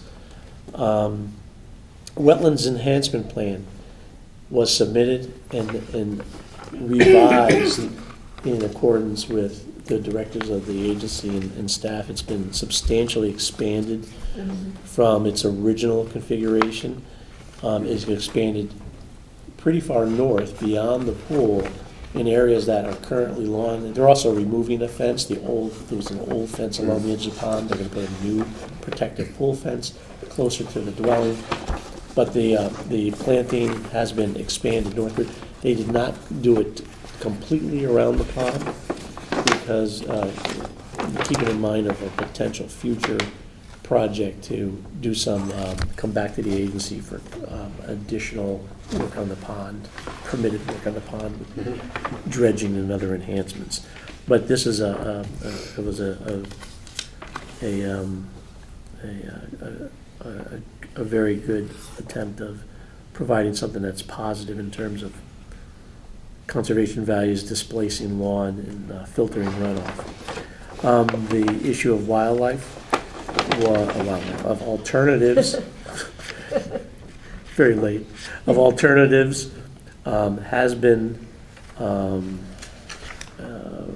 addressed by the applicant, and you can certainly delve into that more with Enviro at this point. They talked about use of retaining walls and the impacts it would have in terms of disturbance, rather than addressing, grading the site off. But they have done some modifications, including relocating fences, removing the old fences, in trying to reduce the overall encroachment. And they're gonna elevate the pool fence, pool fence. Oh, it's gonna be up? It's gonna be bumped up to ensure that stormwater can run overland, and that, for the critters to run back and forth, so. Okay, good. I'm available for questions, answering questions, but Avid is here as well. Yeah. Would you like to introduce yourself? I was just going to say, my name's Evan Bauer. I'm a project engineer at Crucidis Engineering. And I think Rick did a pretty good job of summarizing. The only thing I would add is that the revised plan that you see here, which is the two-page plan that you have, this morning was approved by Joe Canis. He's satisfied with everything, including we added second row of silt fence down along the wetlands side and the expanded planting buffer, which, although, yes, I understand that the disturbance encroaches a little further with the grading as opposed to the retaining walls, but the retaining walls would then create the barrier to wildlife and water and things, exactly what you're trying to avoid by lifting the fence off the ground a little bit. And yeah, I'm absolutely available to answer any questions if you have any. Bill? I know it's not important to everyone, but I appreciated you staking that out. It's much easier I walked over there and I knew exactly where that pool was. Yeah, absolutely, no. The only other question I had is, I'm assuming on about 4 trees, there's a red marker put on it. Is that the wetland delineation, or those are not trees that are going to be taken down, right? No, I believe you're talking about the 4 fairly sizable Very trees right large. along. Yeah, those are all proposed to remain. Like Rick said, really the only ones that may be removed are the ornamentals in the area of the walkways and the patio. But the 4, at least 4 significantly large trees along the wetlands So the are going to red remain. tape that's pushed into each one of those trees is delineating the wetland zone, or why did they put that on there? I'm not entirely sure, to be honest with you. Last time I was out there. As long as they're not cutting them down. But they're gonna be safe. Yeah, no. That's right. Usually the red flags are particular. wetlands. They're about this big on each one. And Yeah, there are the 4 I large ones. apologize, I didn't see them last time I was Okay. out, but. That's all right, as long as the they're not cutting trees, them down. These one shaded gray right here are all, I think there's 6 or 7 of them that are proposed to remain. Yeah. They're the large, 30-inch or These are so. 2 trees. oaks, a shagbark, and a red maple. They're all Yes, yeah, I believe so. monsters. Okay, good. Yeah. No, everything looks great. I have no comments or questions. Thank you. I have no questions, thank you. My only question was gonna be about the fence and Yeah. whether it was gonna be We discussed that raised. with Rick, so yeah, we'll give you 2 or 3 inches above there so Mm-hmm. water and critters can get through. Thank you, looks great. Was there an updated operations and maintenance plan? No, even though the drainage system did change, the design of it changed, but the structures and everything else along with it stayed the same, including the catch basin, the slot drains and the overflows. Okay, because the operations and maintenance plan that I'm looking at, it just says recommended frequency of service on a periodic basis, it just says somebody's going to do this. We don't, the homeowner, I've gotten pushback from our questions and homeowners who are unclear that they are responsible for these types of things, and I've heard that a ton in the past, and so I like some clarity, and I think this was pointed out earlier as well, but I point it out probably every meeting. Yeah, no, Who's doing what when, yeah. and you know, so if we could get a little more clear on the operation. Yeah, we can update the operations and maintenance for that, absolutely. Anybody else? That's it. Okay. Rick? Resolution. Why don't you write a resolution on this one? Okay? Thank you very much. Thank Just, Thank you. I appreciate your time, and out of curiosity, how long does it typically take for an approval to be issued from the commission? Only March, because- next meeting, March 29th. Okay. I only ask because I know that's the question I'm going to get tomorrow morning. Yes, you will. All right. March, literally 4 weeks from today. Okay. I'll let them know. Okay? Thank you, I appreciate it. March 29th. So, yep. Okay, there's no approval of minutes. Agent approvals, EPC 1-2023, 15 Pilgrim Road, E. Eisling and A. Eisling to install a 120-gallon tank, above-ground propane tank and pad within close proximity to wetlands and watercourses. Property lies along the east side of Pilgrim Road, approximately 1,350 feet south of Stephen Mather Road, and is identified as map number 1, lot number 21. The zone is R1, and it is approximately 2.0051 acres.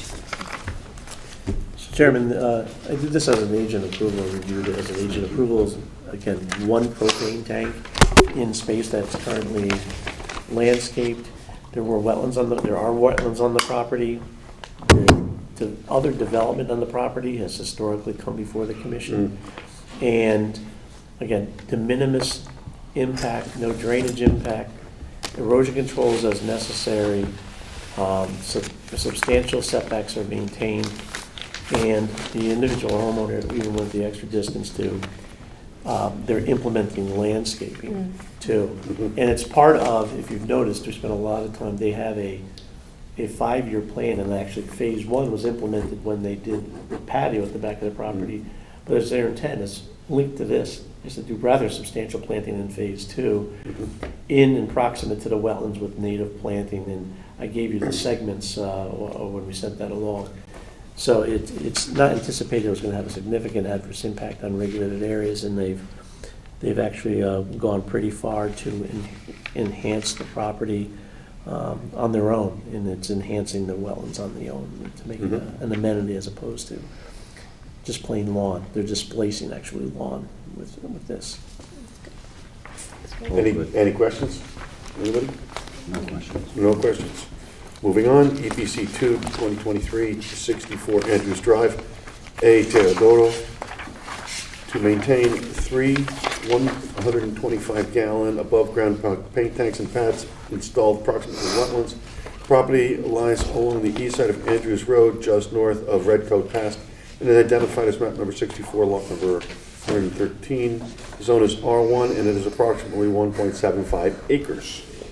And it's along the same lines as that last application. This is one that was very recently before the EPC, where they expanded a deck and built a fence that's proximate to a very abrupt retaining wall that was historically installed with the development of the parcel, drops down to a little wetland corridor along the road. The applicant successfully completed their last project and got sign off and the endorsement of both the commission and staff. But they had installed, without a permit, these 3 propane tanks in the lawn, and it just so happens to be within 50 feet. When I contacted the owner, they said, of course, we're going to endorse it. So they filed an application. There's no impacts associated with this. Everything is completely stable. It's substantially set back from the wetlands, and it's within the confines of the space that you've already previously endorsed. So it was accomplished as an agent approval. And if you agree, we'll issue the agent approval, and they just want to make it, they'll add the tanks to their improvement location survey, and it'll be a permanent record of it. Any questions? No? All good. Okay, anybody have anything else? Mr. Chairman, to discuss another business. Sure. 121 Leroy Avenue.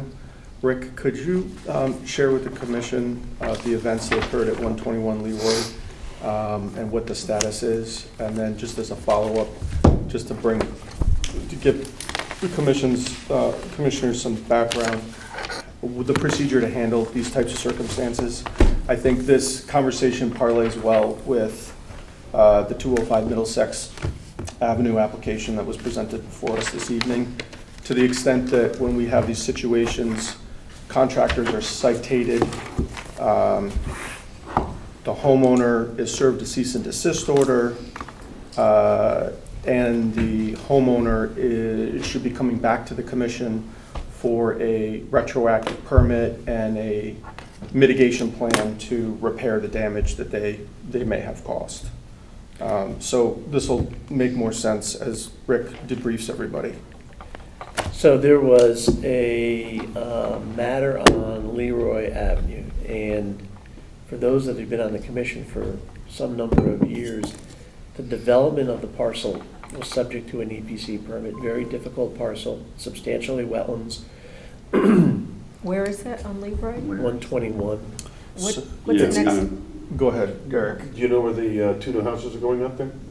Yes. Mhm. Yeah, right there, Okay. across the street. It's across the street. Okay. Mhm.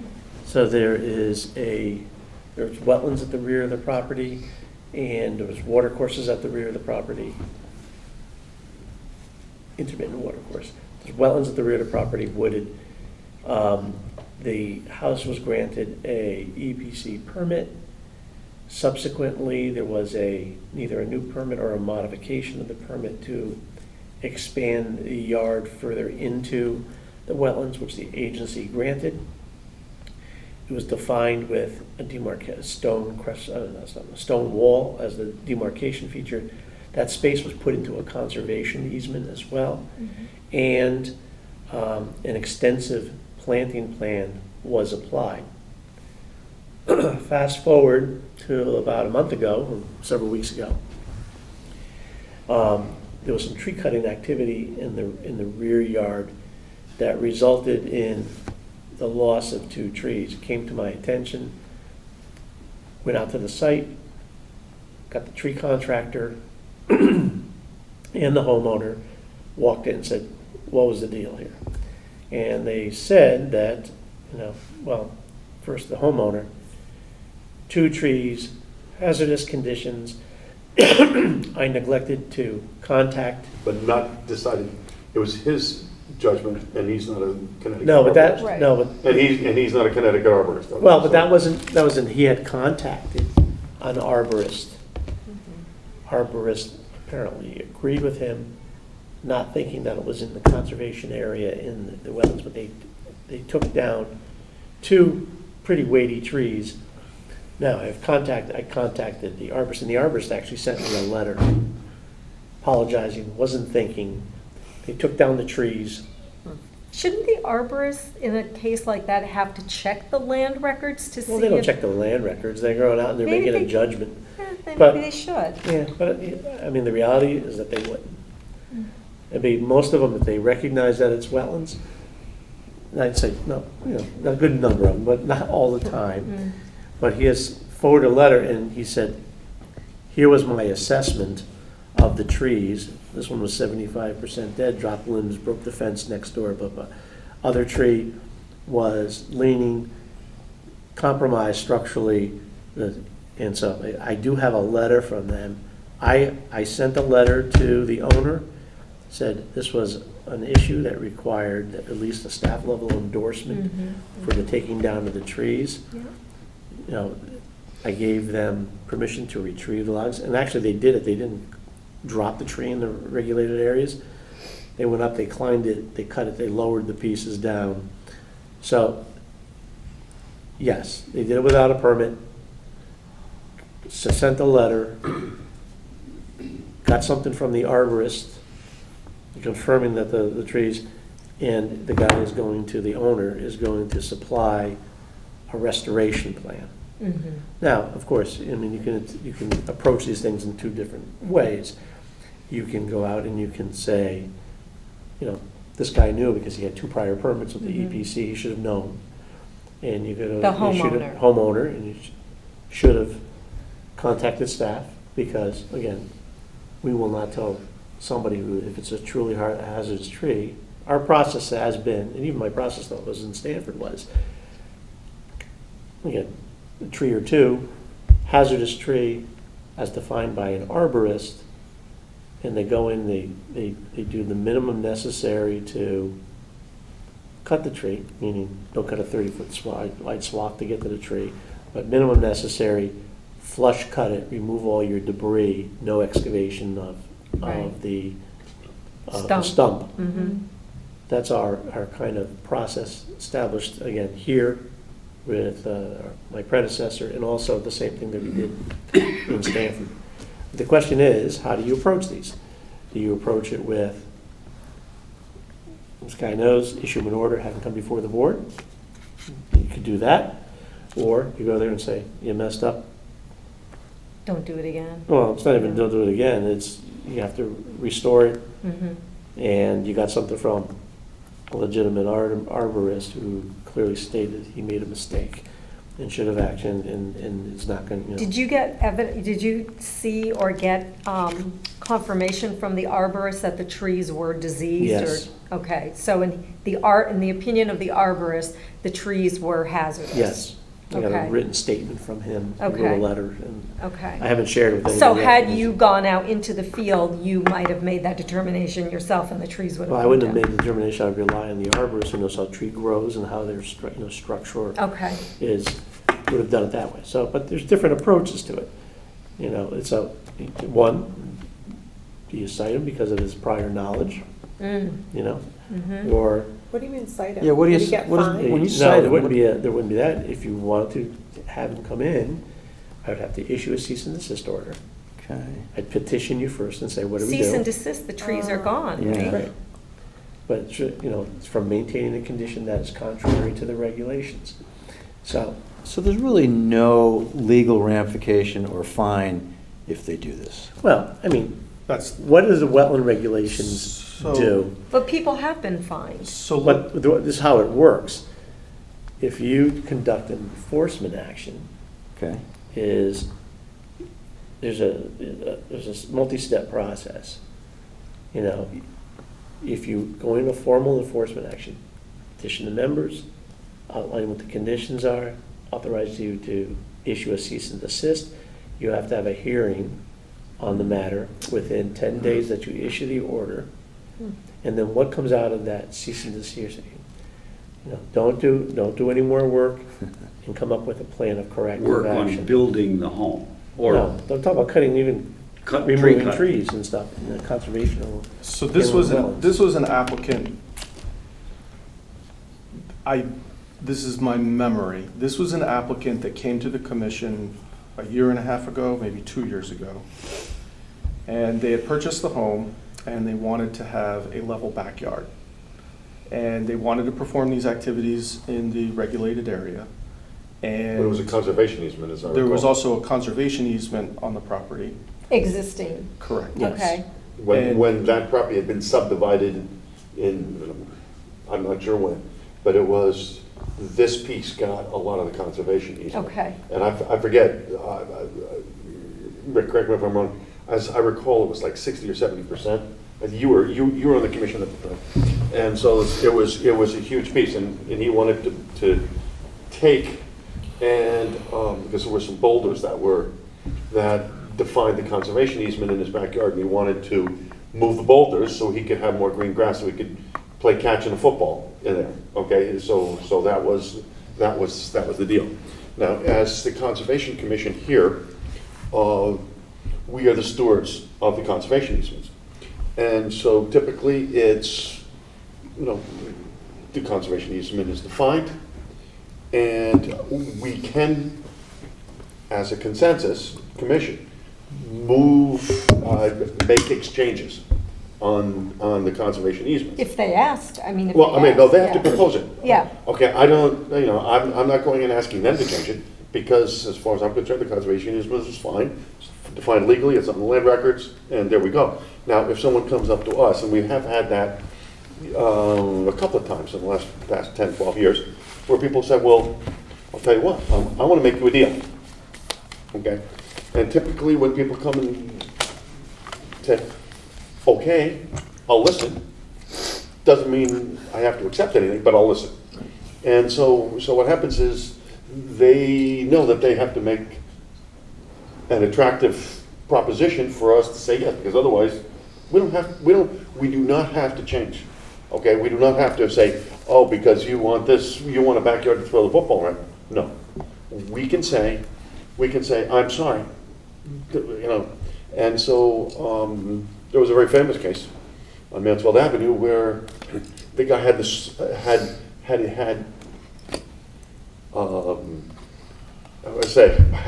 used part of the conservation easement, a very small sliver.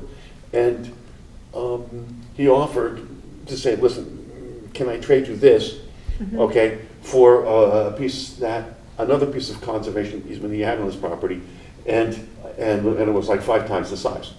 So you go, yeah, that was, and we made that deal, okay? There was a consensus that we made that deal. So we will do it, okay? But it's got to be something that you say, hey, this is going, net losing this and gaining this, there's a significant positive gain. Because if it's just to accommodate a homeowner, just because, you know, equal for equal, well, it was never equal for equal because every piece of property is different, et cetera. But you know, if it's not in the interest of the Conservation Commission and to conserve land, then we don't have to do it. So this guy came up to propose this and To move the boulders to increase to move the boulders, et backyard. cetera, et cetera. So what happened is we had the conversation at the time that said, did you know there was a conservation easement on the property when you bought it? And we got into a very interesting conversation. It was like, no.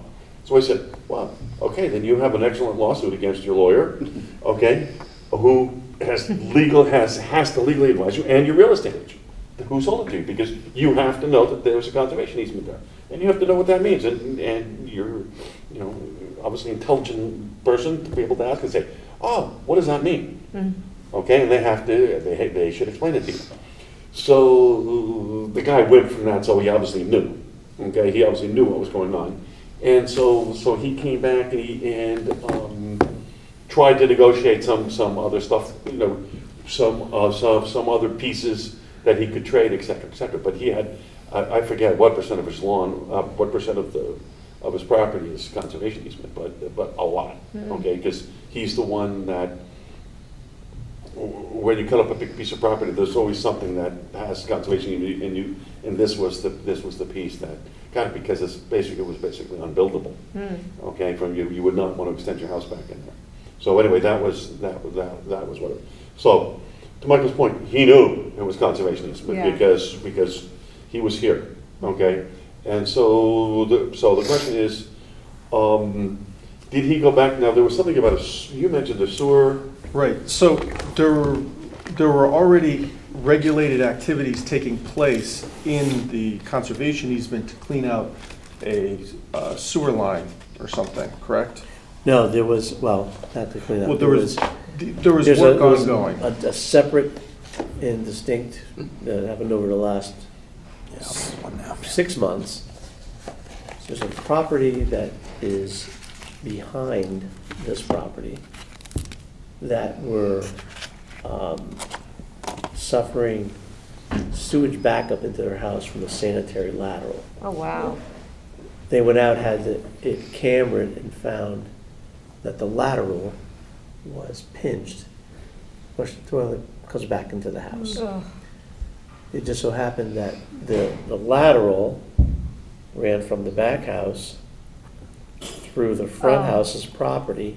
Through the conservation area. Oh, boy. So, but as an emergency, I authorized them to, and they had a plan where they hand dug. They had a contractor who was very reliable. Erosion controls, they hand dug a space, fixed the repair under the supervision of DPW, backfilled it to grade, have a planting plan to restore the planting in it. That was the fair thing to do because of the emergency condition that people were suffering. Right, so there's an emergency. The staff is contacted, the neighbor has an emergency, the staff is contacted, hand digging is taking place in the conservation So easement. he's yet reminded again that it's a conservation. At the same time, or a day later, or just a very short period later, there's an arborist with the cherry picker and the 2-ton triaxle in the wetland, in the regulated area. So this is the piece, is we are a commission that is responsible for regulating the wetland area. And I think this is a very apropos conversation to be having right now relative to 205 Middlesex Avenue, because Mrs. Cameron is correct. I'm gonna draw a parallel between the two properties very quickly here. A production spec builder knows he's going to raise the lot and find a way to approve a home to build, okay? He's not a traditional applicant where they'll present an application, get permission by the town for their regulated activities, and then commence work, right? So technically, if he's in violation of something, we can hold him accountable because he needs a CO issued, right? So we can regulate those activities. Applicants that, whether you're a prior applicant and you have full knowledge of your land, of what you're responsible for, if you have a CO that needs to be issued to you, you're going to be beholden to the regs. If you're a neighbor who is just moved to town from the city and doesn't have a clue what's going on, you know, your ignorance is bliss. If you're somebody that already came to a commission to get permission for regulated activities, you completed those activities, it's off the books and you're done, you have full knowledge of what your responsibilities are, and you go ahead and do it anyways. This is a prime example of I'm not going to ask permission, and I'll ask for forgiveness if I get caught. Similarly, and you might find this in your own work, is contractors will have a line item where they try to indemnify themselves of any responsibility for licensing and permitting or regulations in a municipality that they conduct work. And quite frankly, it's a job in itself to do that, and subcontractors or contractors don't want to be in that space. So they're like, hey, you, Mr. or Mrs. Homeowner, go get your permits and let me know when I can do the work. However, if you're Mr. Scalise, or you're, I think in this example it was Darien Tree Company, you've been cutting trees for 30 years.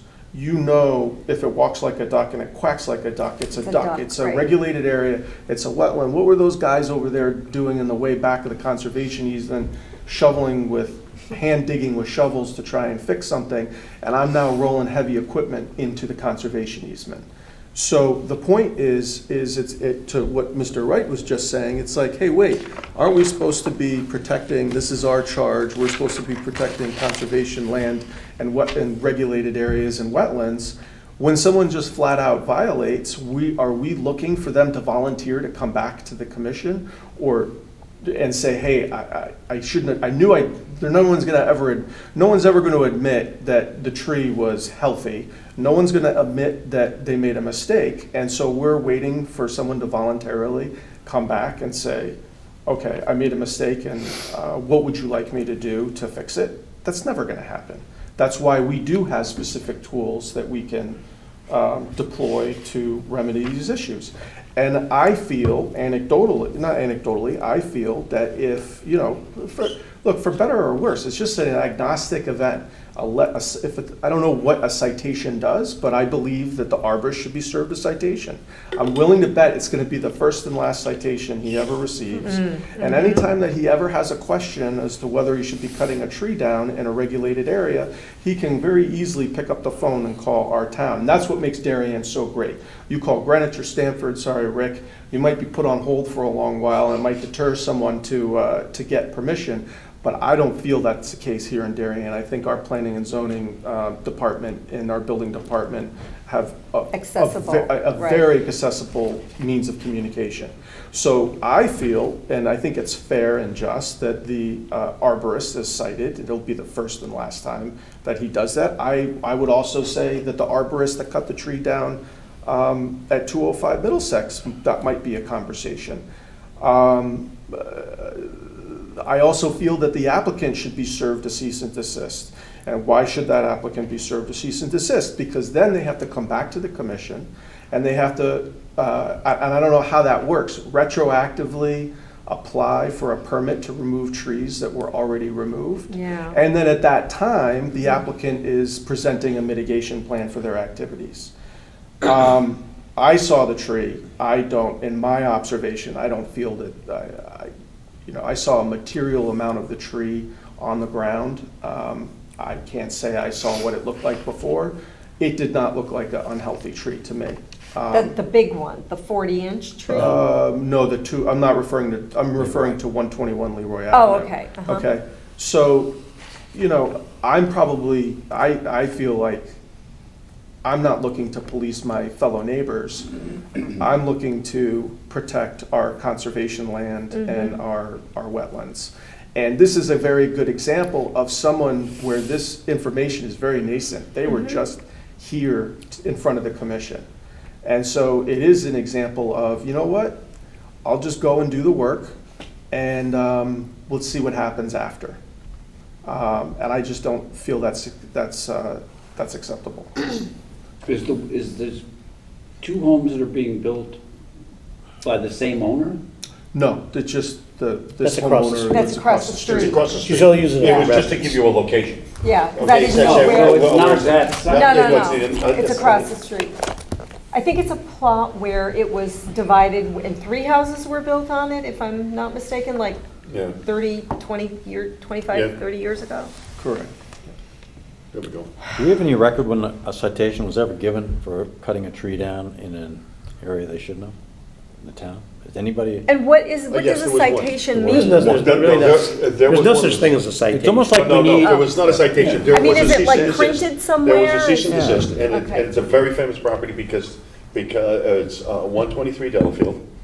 Okay? Oh, yeah. Where Yeah. it was, for you and I, it's called the old Scove property. Yeah, I know where it is, yeah. Okay, Yeah, I know, and, yeah. talk- I remember that whole thing, yeah. Yeah. Okay, so that was, and that, they issued a cease and desist, and, well, you It's guys like we know the should rest of do the one story. every year or so, and just get it, we should do one every year or so to keep everybody like Well, no, paying that was, attention. but that was, I mean, Well, literally, there were trees there where you could see Where they half just the tree was clear cut. And the guy went out there and go, stop now, because, like this, right? The guy just pulled out the chain and put it in the truck and drove away, okay? 'Cause- Oh my God. but there, and I think I still have the marketing brochure for this house. So you had, beautiful green grass, trees here, there, et cetera, and all of a sudden, the aftermath was, no grass, this, et cetera. So it was stark, the comparison. I mean, there was a cease and desist for that. Before that, It was on I'm the not front sure. page of the paper, the local paper back then. Yeah. So wonder going why. back to my point here, it's very convenient. So this was also an applicant, and this is really just a solid case study, right? This is an applicant that had a big ask, and this commission was very, The Leroy applicant. Yes, the correct, 121. amendable to the applicant's request, right? So the applicant had really had no experience with this commission, to not have a reason to come and ask staff for permission for their activities. Even if they believed that they would have to come for a public hearing, in my opinion, would they feel that, oh, the commission's just gonna say no, so I'm just gonna bypass the regulations, right? And so what I'm saying is, when we have people that clearly know that they should follow a procedure, what is the whole purpose of this exercise? Right. If everybody can just walk into their wetland and Do rip trees whatever. down? Or say, hey, look, I would really like to have a accessory building in the middle of the wetland, and I'll see what I could get away with, and if no one catches me, that's I mean, great. I think it actually happens more often than people realize. I mean, I actually was going to call you, and I was going to talk to you about this matter separately, but someone in town asked me what happens when, the EPC gives approval to, raise an existing house in this case, the property is almost 100% wetlands. Enormous home was built. The homeowners adhered to all of the recommendations that were made. They sold the house. The new owners come in and they do away with everything, all the trees that were asked to be kept, put in front lawn. And so this person was saying, what does the EPC do in a case like that? So that's a good point, and I would not endorse this here in Darien, because again, I think this is why Darien's such a great town, is in Stamford and Greenwich, when you come to the EPC to get approval for your regulated activity, the applicant posts a bond, right? So, hey, I'm gonna do $400,000 worth of work, so I'm gonna put a $40,000 bond down for the work. If I don't do the work according to the spec, then the town keeps my $40,000. That incentivizes, well, it works, I But in think this it works. case, the house It changed works two hands. ways, because what some people do is they just say, fine, here's your money, and I'm not gonna finish the permit, and you keep my money. However, other people say, yeah, I want my bond money back, I did what you told me to do. So that's a tool. We don't use that here in Darien, and I'm not sure administratively, and, you know, you get to handle on consultants and people to manage that. And then the second piece is, you know, if you need your CO, you gotta complete everything. But to your Which point. these homeowners But to your did. point is, no, I don't think that there. It depends how far. They were the We as second owner. EPC can go. Second I was just gonna say. Within 5 years, can't we do can go and anything. you No, tell. Until they you tell come back and Rick ask for That's something. right. No, I mean, There's no fine. that, if someone is doing something in regulated areas, it doesn't matter if it is one owner and then there's a subsequent owner. Doing something in regulated areas, you can issue a cease and desist, you can approach them, you can have them do reparations, you know, whatever. But the cease and desist is the more formal action. Now we got off track with, see, what would be the process? You talk about citing people and fines and penalties. You don't have a citation officer and you don't do it, and it's not linked to inland wetlands. Typical process is petition the board, cease and desist order, have to have a hearing within 10 days of the issuance of that order, and then the commission comes up with a plan to fix it. So they say, you come back with no more work, and we want a restoration plan that provides for the proper mitigation of that tree loss. And if you give them 2 weeks to do it. They don't do it, then there's the next threshold step, is you can, after I think it's a publishing those facts and conduct in the paper, turn it over to the law department, the town attorney, and they can go to court for enforcement of the regulations. The regulations, and again, we're talking about trees at this point, but if it was filling wetlands too, those are the ones that are more meaningful, and I've been involved in a lot of those, is that the courts can institute fines and penalties of up to $1,000 a day, with each day being a new wow. offense. So when I was in Stanford, we had ones of $20,000, $10,000, or whatever. But they're also appealable too. But that's where you get your fines, your fines and penalties.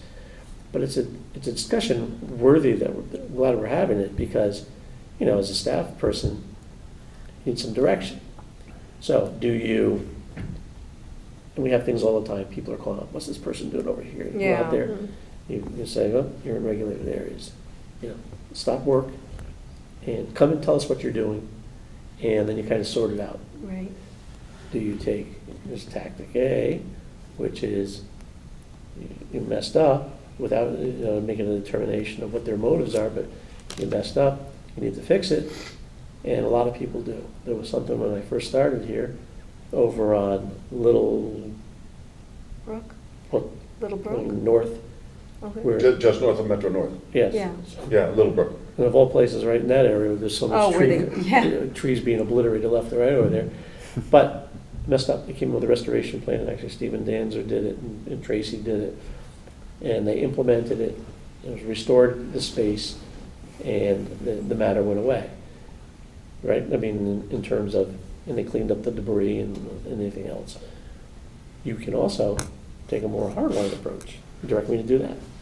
Is cite them, have the hearing, and then you tell them, you know, that what you think is a proper restoration plan. I mean, there's two ways of Can doing it it. be a two-step process that says, hey, you talk to them when they present the restoration plan, and if it's not sufficient, we Right. can, Well, that's the thing. we then go to step two? My tactic has always been, because most people are not, either, I could say most people are not knowledgeable, or to make a mistake, or they don't know process, or whatever. It's not everybody, believe me, it's not everybody. There are ones that's their sole motive is to do that. Yeah. But my process has always been, is kind of initially the honey approach.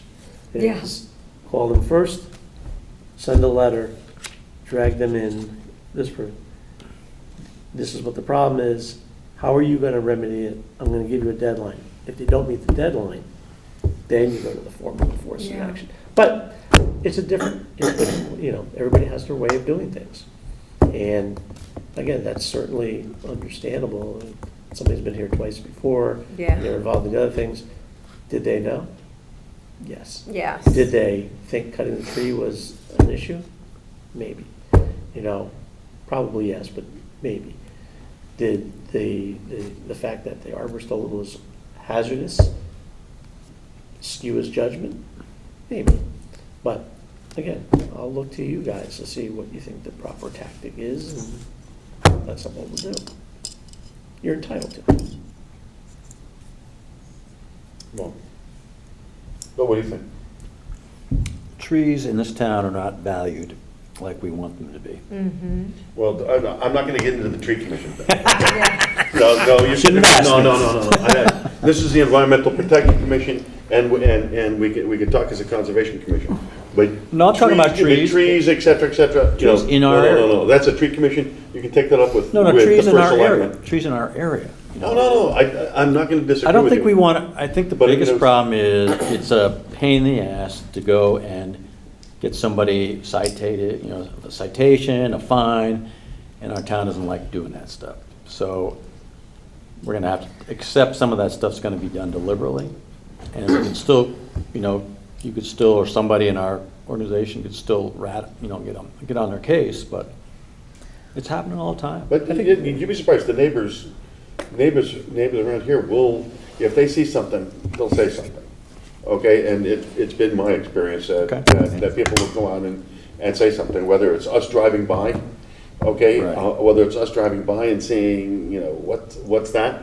I've called, I myself have called, more than, But more in than a most couple of cases, times. they got it done. They got the tree down they didn't want, now they're gonna come back and put a few more trees if they get caught, and they all know that.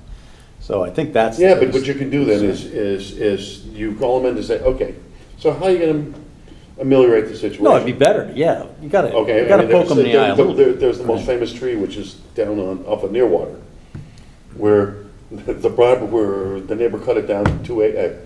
And it wasn't even on his property, but blocked his view of Holly Pond. And so remember that one? Yeah, so we'll leave it at that one. And sit there and say, and that was adjudicated, et cetera, and so I don't want to get into that. But you do have these instances of where it happens, and obviously, that got into, that was an extended legal process. A lot more. Yeah. That was an extended legal process. Yeah, So- one thing that I agree with Michael, how do you motivate people to comply? I know. I think in the last, Lauren has the answer. well, I gotta tell you, well, That's the answer, Lauren. I have to say that, in the last year and a half or so that I've been here, we're motivating people to comply.